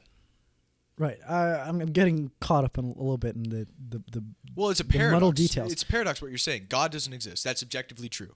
Okay. No, I'm not. It's not objectively true. I'm right? arguing different positions. Yeah. God doesn't exist. That's objectively true, which admits that there's objective truth in the world. Okay. What is objectively true can be considered God, because God would only speak objective truth. Okay. But see, that's the Catholic Church's interpretation. No, it's not the Catholic Church's interpretation. It's anyone's interpretation of God. Because God is what's objective. And if you're claiming that objective truth exists, then subjective truth isn't as true as objective truth. Okay, and objective truth comes from something divine. But, Gabe, based on my interpretation of God, that we are all God, right? And God is just everything experiencing itself, right? There are people that say lies, and there are people that spout subjective truth as objective truths. And is that not coming from God because we are all God? Well, it depends on if it was from God or not from God, and you can dispute that. But it's, I think what we're disagreeing ultimately on. my key point: there is no objective truth, and that by believing that there is an objective truth, you are putting a wall in philosophy that says you can't cross this wall. This wall is there no matter what. Okay, so if there's no there should be no barriers, everything should be questioned. Everything is up for interpretation. Okay. And ultimately we can agree. We can come to consensus as society. Murder is wrong. Kids shouldn't starve of death. Right? Those are good consensus to come to, but it takes a rigorous questioning and philosophical and Socratic process to come to those. And by having concrete pillars of objective truth, it hinders that pursuit of ultimate truth, which is never able to be fulfilled. Okay. There's no such thing as objective truth a true statement? Oh, you're giving me a little paradox here, huh? Well, you're making a... Maybe. Okay. Maybe, because if there's no objective truth, then that statement cannot be objectively true. There might be some objective truth out there, but I don't know what it is, and I would question anybody that claims to know what it is. Yeah, but again... Could it be out there? Sure. Well, okay, but you saying that there is no objective truth, and you're saying maybe, doesn't provide any evidence that there is objective truth or there isn't objective truth. Right, because I don't believe that we can hold on to that statement even as an objective truth. Okay, so what you're trying to do is you're trying to make the objective truth only subjective. Yeah, but that's it if you believe there is objective truth in the world, right? To me, there are people that claim that their truth is an objective truth. Okay, so let's and there are institutions that claim their truth are objective truths. Okay, so why is it universally accepted that murder's wrong? Because I don't think it is. We went to war in Iraq and Afghanistan. No, we as a society murdered people. I'm not talking about our society. I'm talking about, is murder wrong?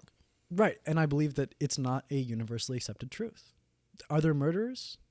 Yes. Right. And so therefore it is not a universally accepted truth. But why is it universally seen as wrong? Because I think that if someone in polite society were to disagree with it, they would be ostracized and they would be excluded. That is such a dumb point. Yeah? Yeah, why is murder considered wrong? Because it's not beneficial for the society? I don't think that actually holds water. Because if you say that murderers provide things to society that are inadequate and they should be ostracized, well, you're not taking into consideration what actually happened in the murder. They killed another person, and we morally see that as wrong. Well, why do we see it as morally wrong? Because someone said... not everybody does. Yeah, well, okay, so how can you say that... I'm not defending murders. I believe murder is morally But you're saying wrong. it's subjective. Yeah. That the murder that they committed can be seen as a good thing or a bad thing. Right. I think that ultimately there is some sort of interpretation, some ideology that allows for seeing murder as okay. Okay, but why does an overwhelming percentage of the population agree that we should not murder other people? Because when they experience murder, when they see murder, as I've witnessed 2 murders, right? It makes you feel bad. Why does it make you feel bad? Because seeing another person getting their life taken is just a thing that you cannot support, right? And you say it goes back to God. I'm not saying it goes back to God. Right. I'm saying saying you're talking about objective truth now, right? Yes. I'm saying, why is it objectively agreed by people? Because it makes most people feel bad. Okay, why does it make them feel bad? I don't know. Evolution. Okay, I guess. it goes back to human nature. Right. Human nature and evolution. But it is not objective because it is not universally true. Can we agree on that? Okay, where it's not because it's not necessarily because there are murders. some people who agree that murder's good. Mm-hmm. That's not. We call those people sociopaths. Mm-hmm. Well, no, not even that. I mean, there are plenty of people that support the death penalty. Is that not murder? That's the state killing people, right? Which I don't support. Right, but there are plenty of people in this country, people that call themselves Christians, that do support it, right? So I'm not talking about the death penalty is used on people who have created a previous crime that was punishable by death. Right. So people have people might see that as okay, and therefore murder is not an objectively horrible thing, right? Well, I'm not.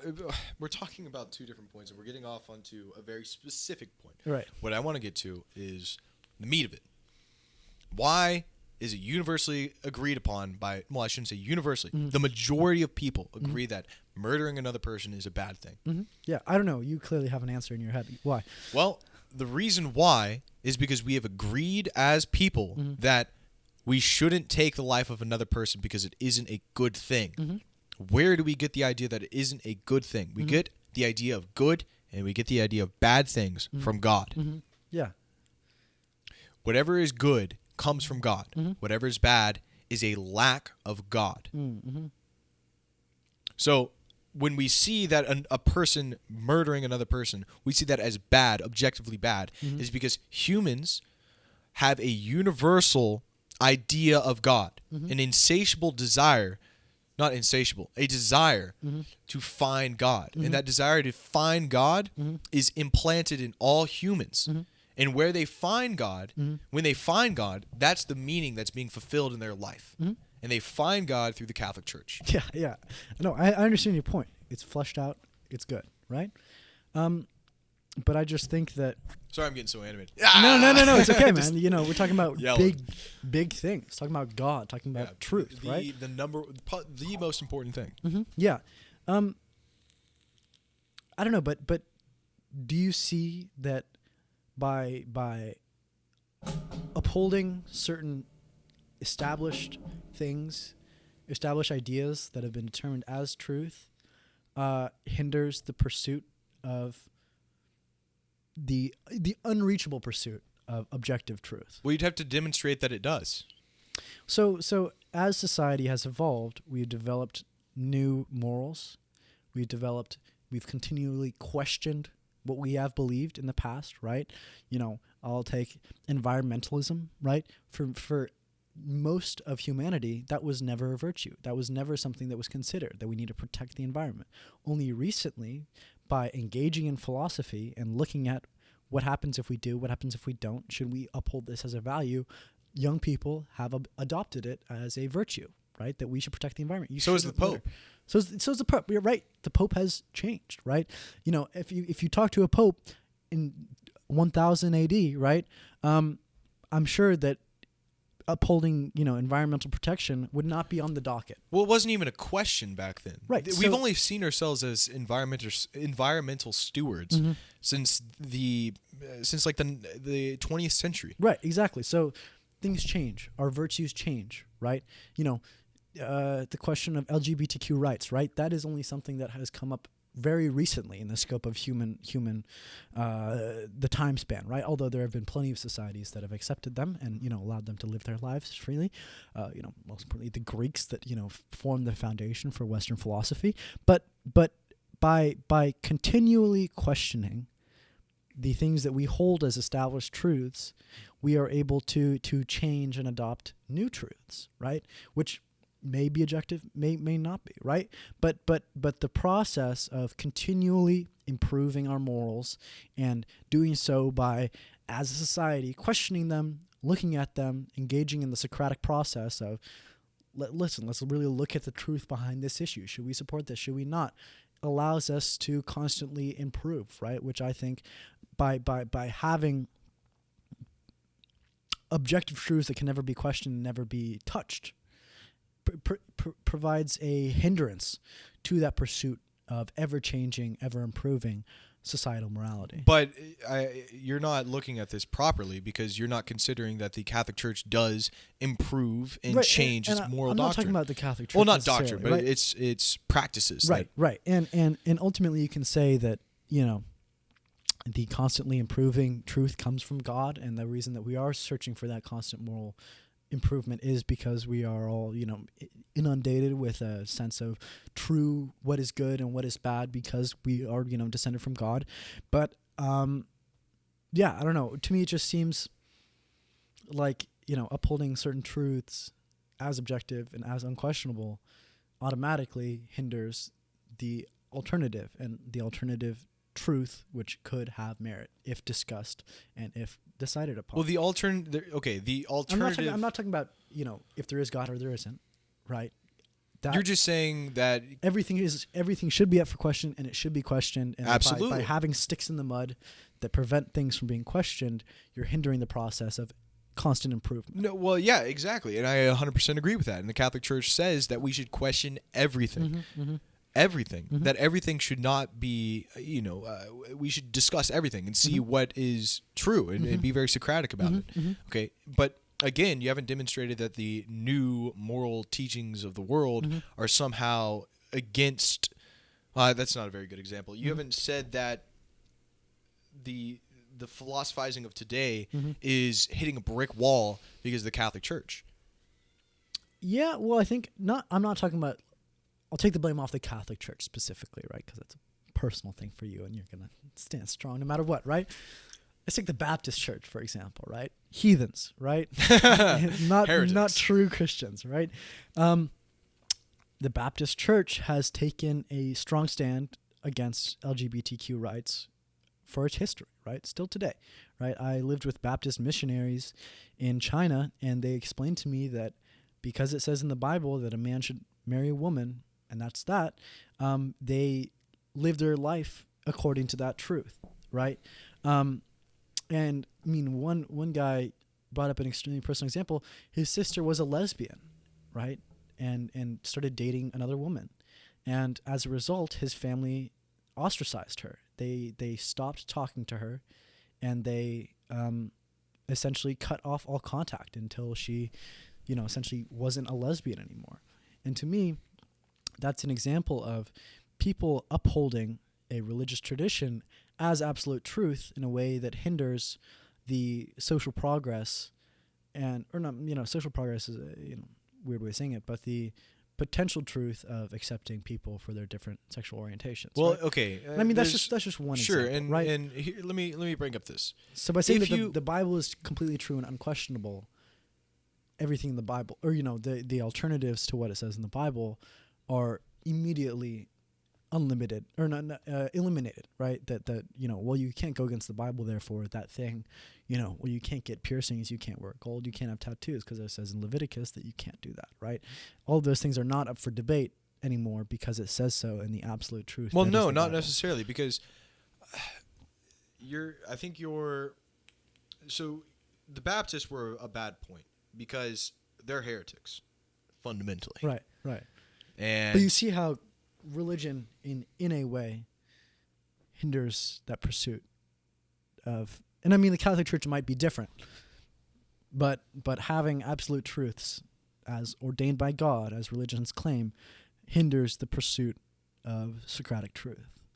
It doesn't. Okay, explain why.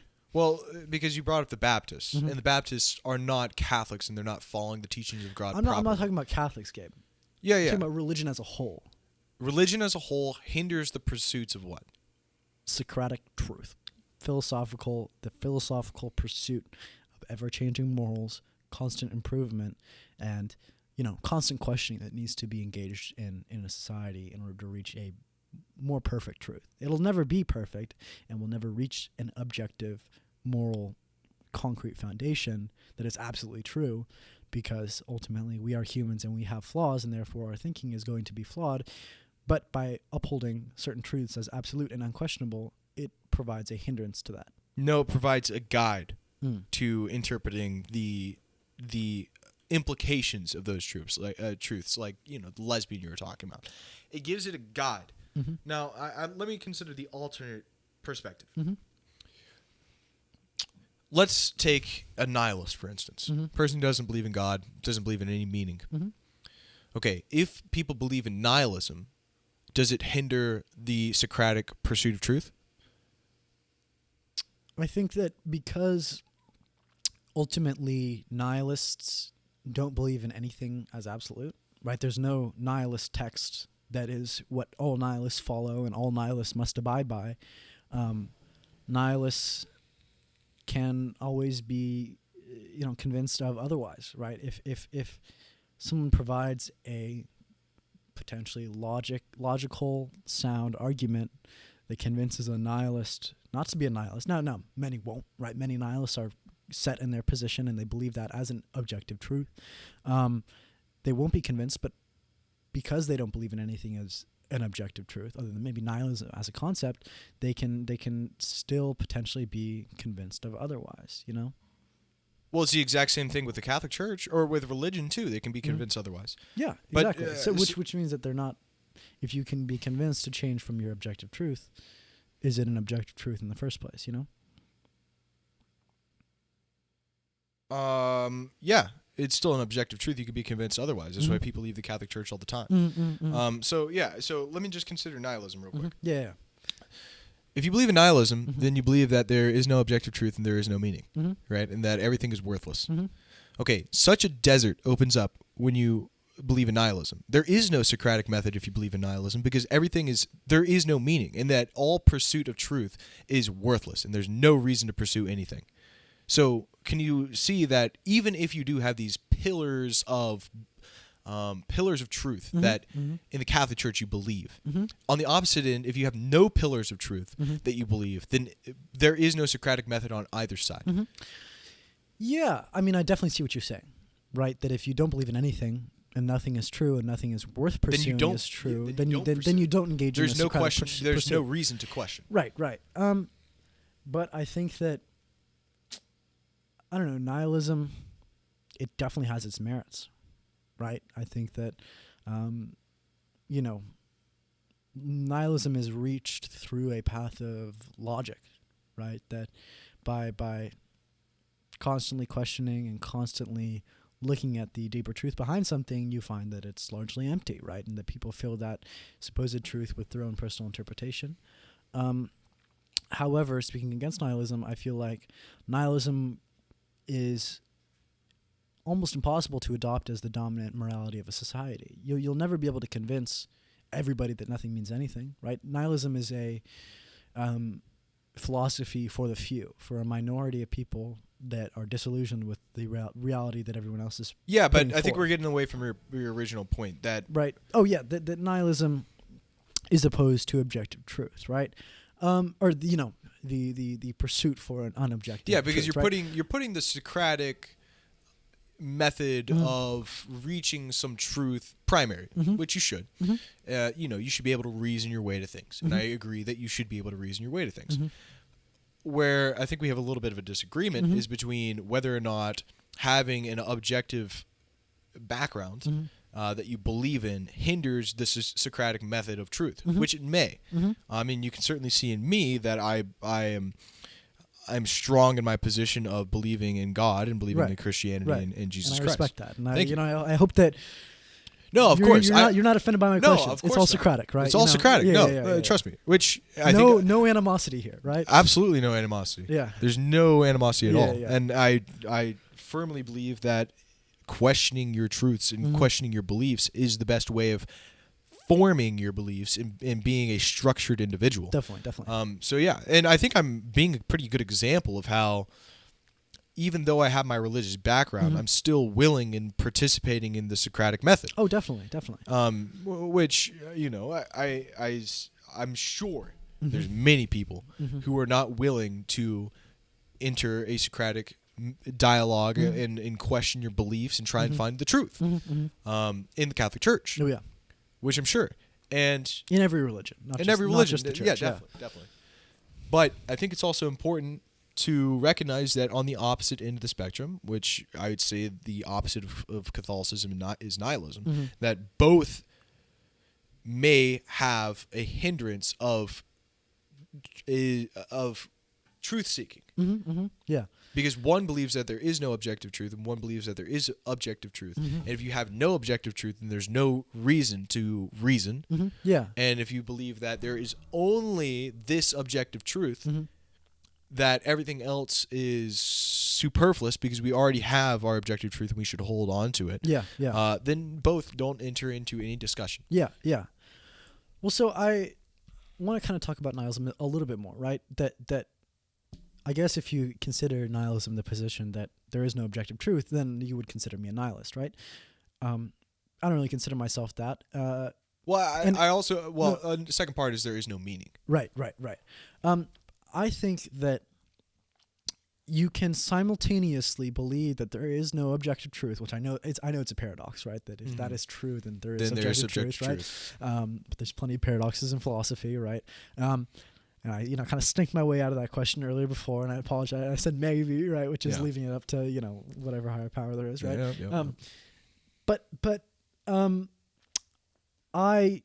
Although I have principles that I believe in, right? That I believe that murder is wrong, right? We talked about that earlier, but I do believe that, and I believe that we should help poor people and those that have less than, right? I have those principles, and in a way, those provide the pillars for my thinking, right? That there are certain things that are wrong that we should avoid, right? And yet I'm able to still recognize that's my subjective truth, right? I hope that everybody, is able to see that we shouldn't murder people and that we should care for those that have less than us. But I will never try to claim or evangelize that this is the way everybody must think and that this is the absolute objective truth. I recognize that those are my own subjective interpretations, and that's my own perspective on this world based on my experiences in this world. So I still have these pillars in my desert, or whatever you want to call it, that these are things that are true, right? And these are things that are right? But I try to recognize that they are my own and only mine, right? I mean, sure, it overlaps with other people's, and I feel like in a lot of ways our principles overlap each other, right? Yeah, which I've been thinking about. We have very similar principles. But why do we have those principles? Probably because I went to church growing up, right? That's what I'm thinking. Not a Catholic church though. We had lesbians as preachers, right? But I just want to sort of touch on the point that you can have your own objective pillars of principles and truths that I will never, or, maybe I have, but I will try to not hurt those that have less than me, as for my own pleasure, right? That's something I try to avoid. Right now, do I do it? Oh, of course. Every time I drive my car to the beach, right, I'm putting carbon into the air and compounding the problem of climate change, which will undoubtedly affect those that have less than me disproportionately, right? So in a way, I am definitely a hypocrite when it comes to these principles. But ultimately, I think that not believing in objective truth is not directly at odds with having your own subjective truths, if that makes sense, right? Yeah, well, it would only come I have things I believe. I don't think that they're absolutely true for everybody everywhere universally, right? But there's still things I believe. Yeah, right? well, and my fundamental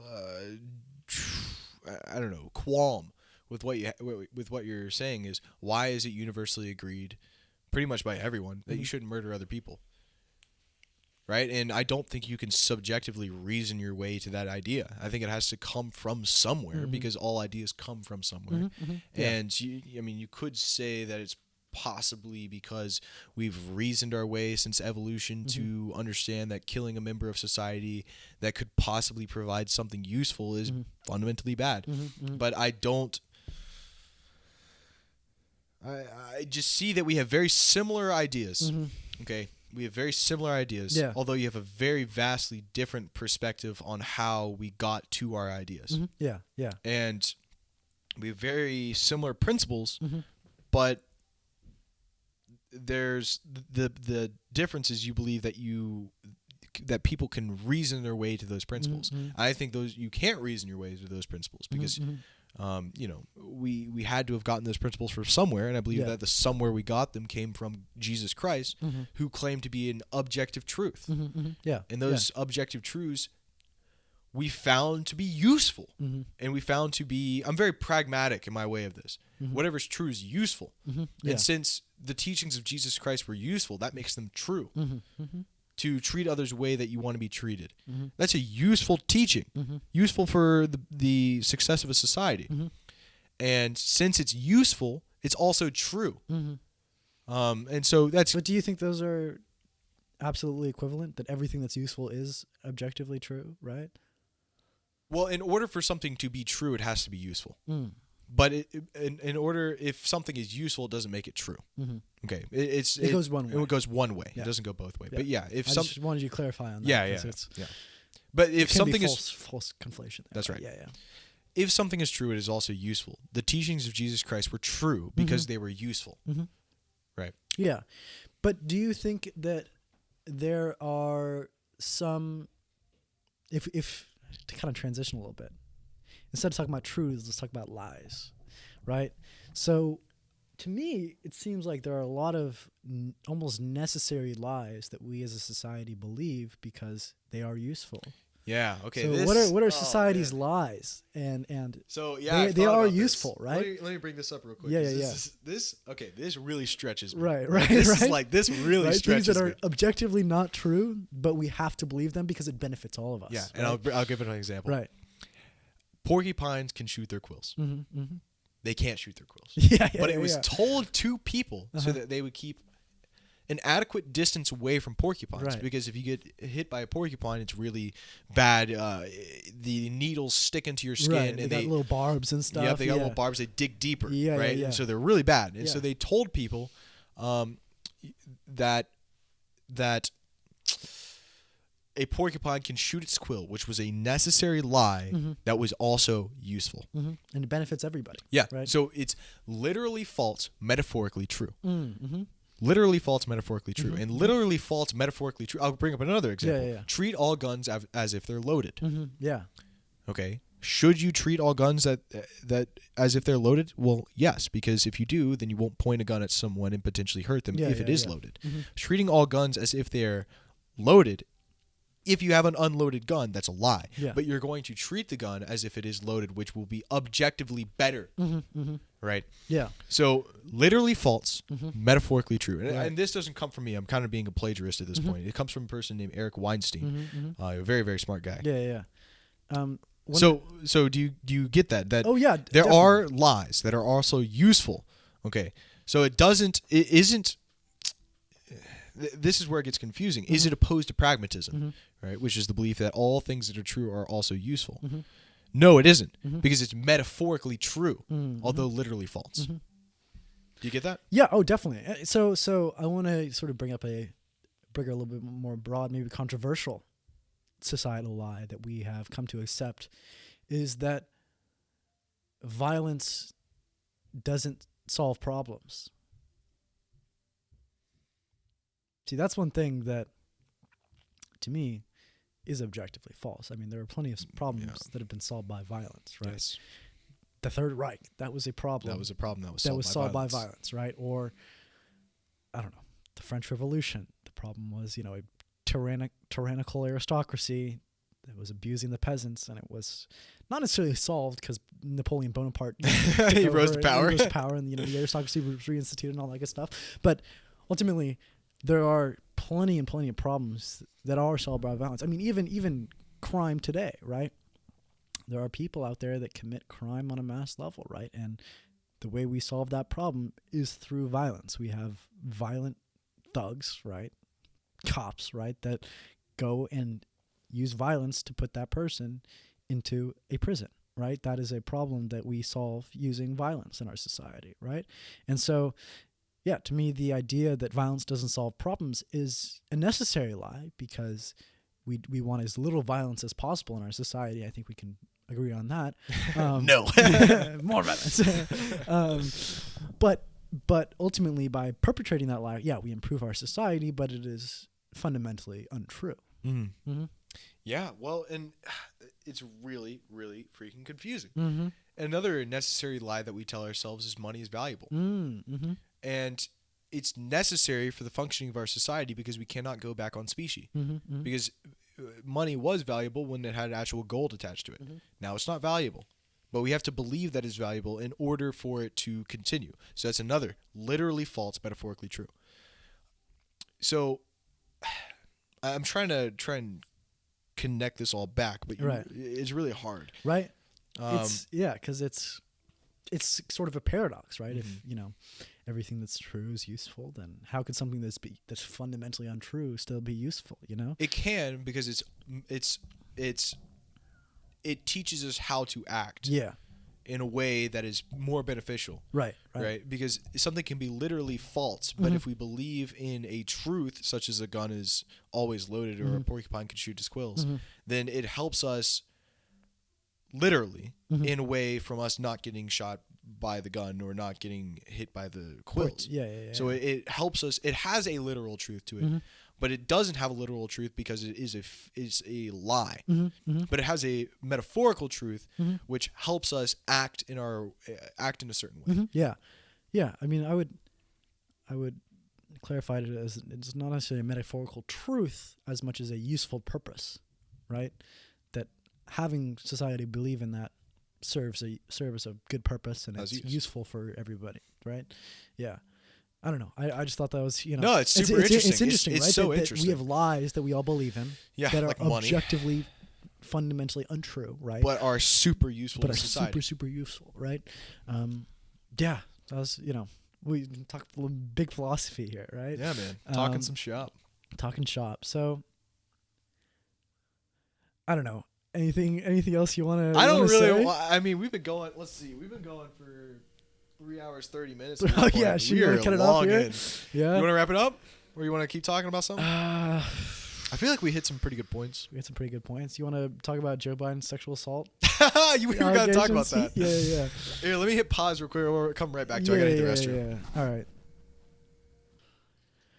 All right, we are back. So we're back. We're going to talk about the new sexual assault allegations against Joe Biden, and I thought that it would be best just to hear from the victim directly as opposed to hearing us paraphrase it. So here's a little bit of her interview.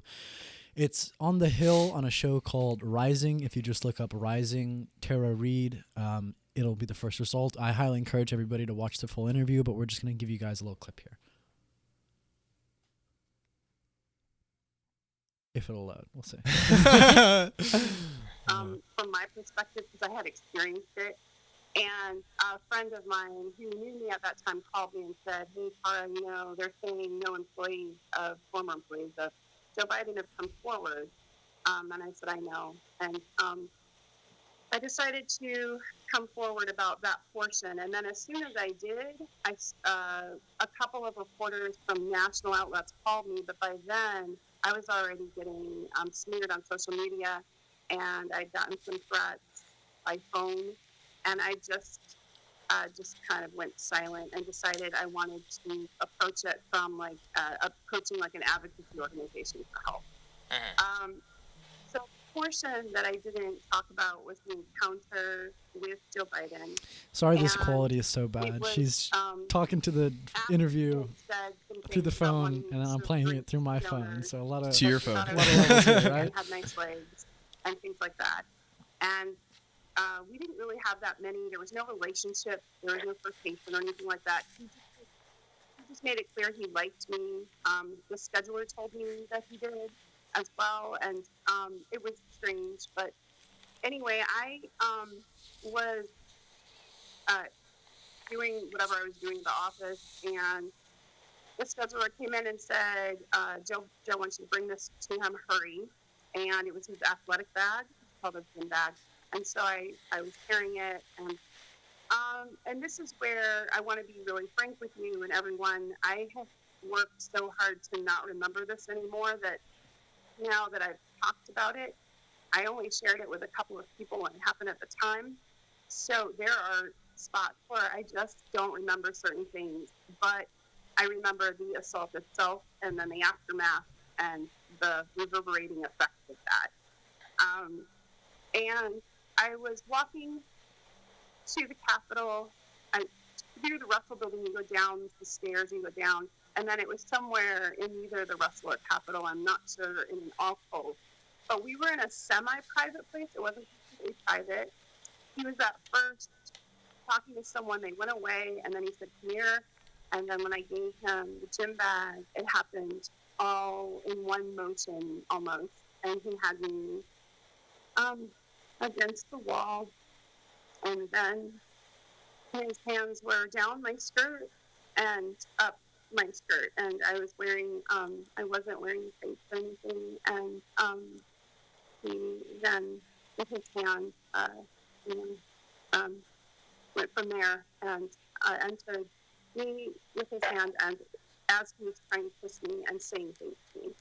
So when I tell you what happened, it's hard because everything kind of happened at once, but there were incremental parts to it. And meaning he was just trying to kiss me, and I was pulling away.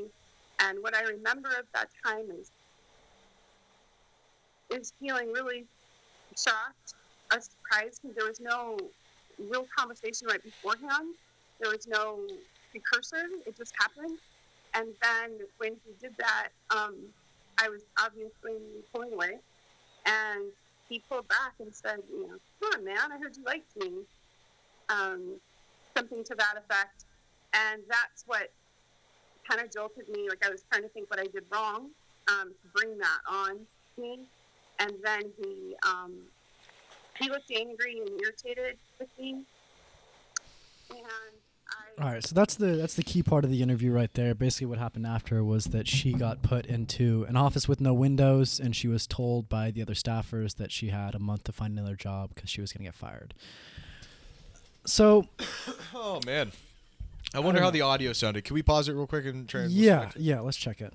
All right, so we couldn't listen back to the audio, but hopefully it sounded okay. Hopefully it was fine. Once again, that's a interview on a show by The Hill called Rising. So if you just look up Rising, Tara Reid, it'll pop right up. I highly recommend that you guys watch that for yourselves. Is it going pretty viral right now as well? I mean, it's viral on, social media. It's a hashtag trending on Twitter that Biden's time is up, and it's, plenty of Reddit posts are getting attention, but as is not surprising, the media as a whole, the mainstream media, is not covering it at all, right? If you compare the coverage of this sexual assault allegation to the coverage of the potential statements made by Bernie Sanders to Elizabeth Warren, which I don't even think happened, but the accusation was that Bernie Sanders said that a woman couldn't be president, that clip, or there was no clip, but that story was run for weeks on end in order to slander Bernie Sanders as someone who was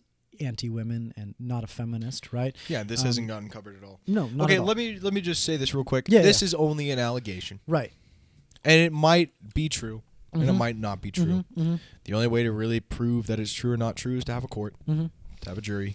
Yeah, well, like she said in the interview there, I don't know if you guys were able to hear so clearly, it was just her and Biden in a hallway. So ultimately, it would be her word against his word. And I think in situations like this, I think that we as a society should default to believing a woman that she was sexually assaulted, because in order to prevent more sexual assaults and prevent women from not reporting, the times that they were sexually assaulted, we should sort of automatically take their side, right? Now, whether that's true, it's objective truth or whatever. That's a morality right, but issue. I think that we can agree that sexual assault and rape is something that we should fight to curtail and stop as a society. Definitely. And, one of the most effective ways to do that is to believe victims when they speak out, right?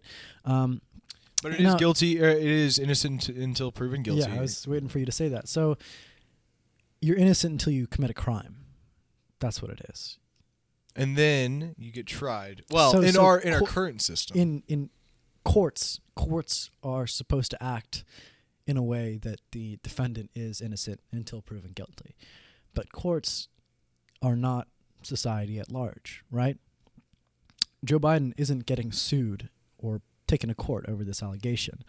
She is simply coming out because she has seen other former Biden employees come out with similar stories, saying that he has, sexually harassed them or sexually assaulted them, and she essentially wants to have her voice heard, so it's not a secret anymore, and so that the American people know who they are potentially voting for.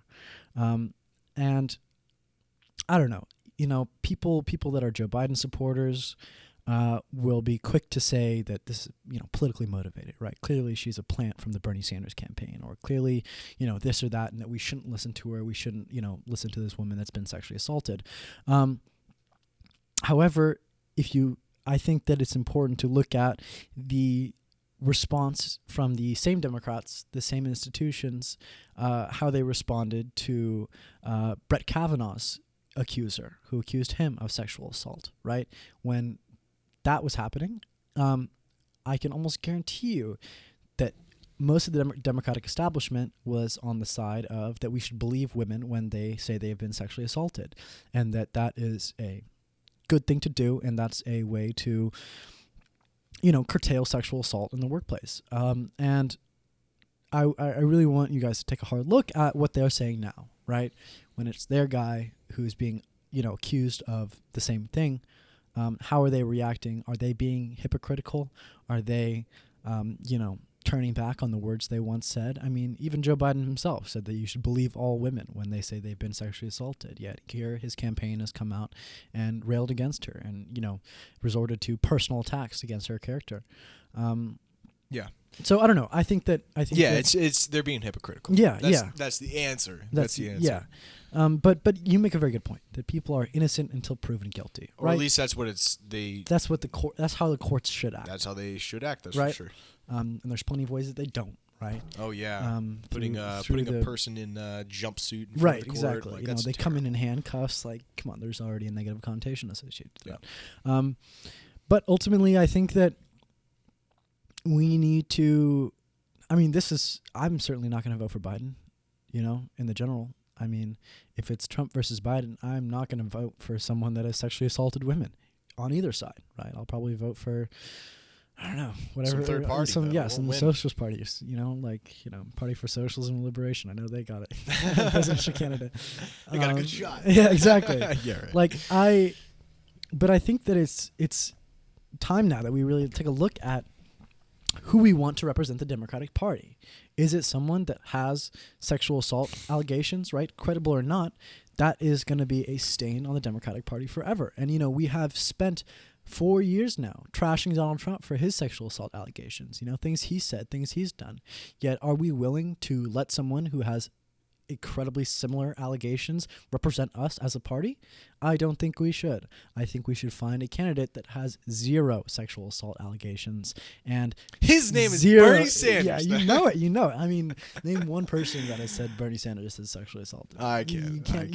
You will not be able to find it at all anywhere. Yeah. And I mean, let's look at the way Joe Biden acts, right? And, let's get a little bit illogical here and like it.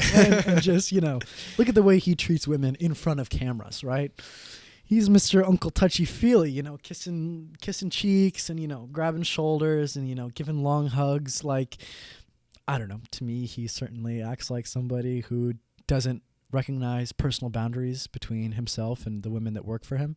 And I'm not at all surprised that someone has come out and alleged that he sexually assaulted them. Even the quote that she said, he said, after he sexually assaulted her and she pushed him away, he said, "Oh, come on, man, I thought you liked me," right? That seems like exactly something Joe Biden would say. And, just looking at the way he's acted on the campaign trail, talking to reporters, talking to workers, it falls, in my opinion, in line with how she describes him in this anecdote. Yeah, well, it's innocent until proven guilty. In the court, it's you're innocent until you commit a crime. That's what it is in the rest of society.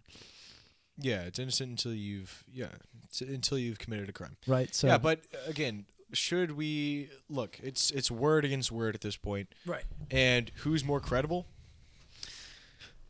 I would say her. She has nothing to gain here. Well, maybe she does. How? Maybe there's a backroom deal. She is getting death threats and being harassed online as any other, high level, accuser of a powerful person is usually treated, right? There's really no personal benefit for her, and there's every personal benefit for Joe Biden to deny it vehemently, right? Yeah, look, this is what I'm really getting at. Maybe the Bernie Sanders campaign cut her a nice check and she got $1 million under the table. But I think that if that was the case, then the mainstream media would be all over it now. Well, right? They wouldn't know about it. Well, they've got good investigative journalists. They are in the Joe Biden camp. If there was any suspicion of, foul play, they would jump on that allegation as soon as they jumped on, any other Bernie Sanders slander campaign. This is. Excuse me. Mm-hmm. I think when this has happened before, mm-hmm. careers and lives have been ruined mm-hmm. from women who claimed sexual assault mm-hmm. when there was no sexual assault mm-hmm. at all. Mm-hmm. Like, this has happened before. Mm-hmm. There was a priest in Baltimore, I believe, there was a person who alleged that he was a child predator. Mm-hmm. And he wasn't at all. They cleared him in the courts. They found him not guilty. He didn't commit any crimes. Yeah. Can we agree though that courts are not infallible? Oh yeah, well obviously. Yeah. But I mean, so the court is not the truth necessarily. Might correlate it with it more than Twitter, but the court is not the end all be all. Yeah, but it's definitely more credible to be cleared in court than just cleared out of than not cleared at all, right? Yeah. There's a priest who was found not guilty for child predation, and now he's, just because he was accused, his career as a priest is ruined. Mm-hmm, mm-hmm. And he did nothing wrong, mm-hmm, or at least that's what they found. He did mm-hmm. nothing wrong. And I believe he did nothing wrong. Yeah. But this has happened time and time again, where people accuse someone mm-hmm. falsely, and careers have been ruined just from a false allegation. Right. Like, you hear it all the time. Like, there was a person in high school mm-hmm. who was sent to jail for allegedly raping a person in the hallway, and I don't have names, of course, but they found out later that the woman said, "Well, I just didn't like him, so I had said that he raped me." Mm-hmm, mm-hmm. He went to jail and mm-hmm. lost. He was a football player too, and he lost his scholarships. Yeah. Went to jail. His life was ruined as a result. Yeah. But what happens more frequently than that? Yeah. Well, that's actually women true. get assaulted and raped, and they don't report it because they're afraid of being victim shamed and victim blamed.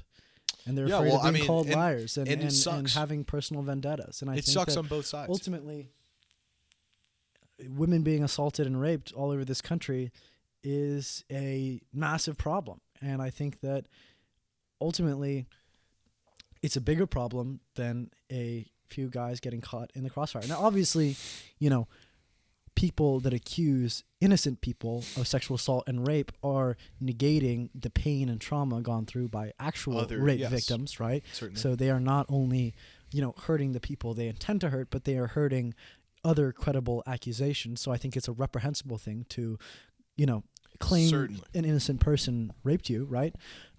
But I still think that we as a society need to take the side of victims, because by standing against them or even being a neutral, right, which takes this, you know, implicitly takes the side of the person being accused by saying we shouldn't do anything, right? When this person wants something done and this person wants nothing done, you're saying don't do anything, you're taking the side of the person that wants nothing done, right? You are, you know, further discouraging other women that have been sexually assaulted and have been raped to not come out and accuse the people that raped them. Because let me they ask you. see how horribly these other women are treated, and they say, I don't want to go through that. I want to, you know, keep this a secret and bear the pain on my own. We should treat them with sympathy and believe them up until they are proven that they, you know, it's proven that they're lying, right? Yeah. Well, let me ask you a question. So let's say you got accused of raping a person. Yeah. Would you be okay with them assuming that the woman was correct? I mean, ultimately, you know, that would be a horrible thing, and I don't want that to happen, obviously. But I think that, yeah, I mean, generally, you would want them to assume that the woman was right. Right, until, you know, it's proven that she's lying. But they already have the assumption that she's right. Right. And which is wrong. Up until it's proven that she's lying, then I would like for, you know, them to assume that she's right, because ultimately I believe my position on the, sorry to interrupt, but I just don't see how that makes any sense. Well, so I mean, there's, you know, I don't want to paint this as a binary issue, right? That it's either one camp or the other. But if you, in the case of an allegation, right, you're either taking the side of the accuser or the person being accused. No? I mean, it's not that simple, but I'm painting it in that way for the purpose of the argument, right?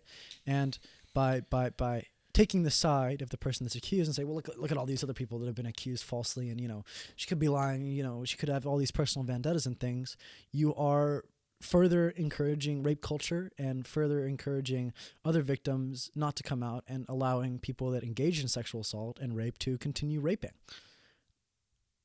And I think that's a much broader, much bigger problem than people being falsely accused. You know, you can cherry pick examples, you know, this high schooler that, this priest that, but ultimately I feel like sexual assault and rape is a bigger problem than false accusations. Yeah, but I just don't think that you should choose any side. I think you should just both. But by not choosing a side, you're implicitly choosing the side of the person being accused. Well, I'm not saying you're not choosing a side. You see both as equally guilty. Equally guilty of creating a false accusation, and equally as guilty as raping the person, right? And so if you have that, which is nearly impossible, by the way, this is only just ideal. It's almost impossible to always see that the person who's being accused of a crime didn't actually commit the crime. Like, there's a really good movie, 12 Angry Men. Have you seen that? No.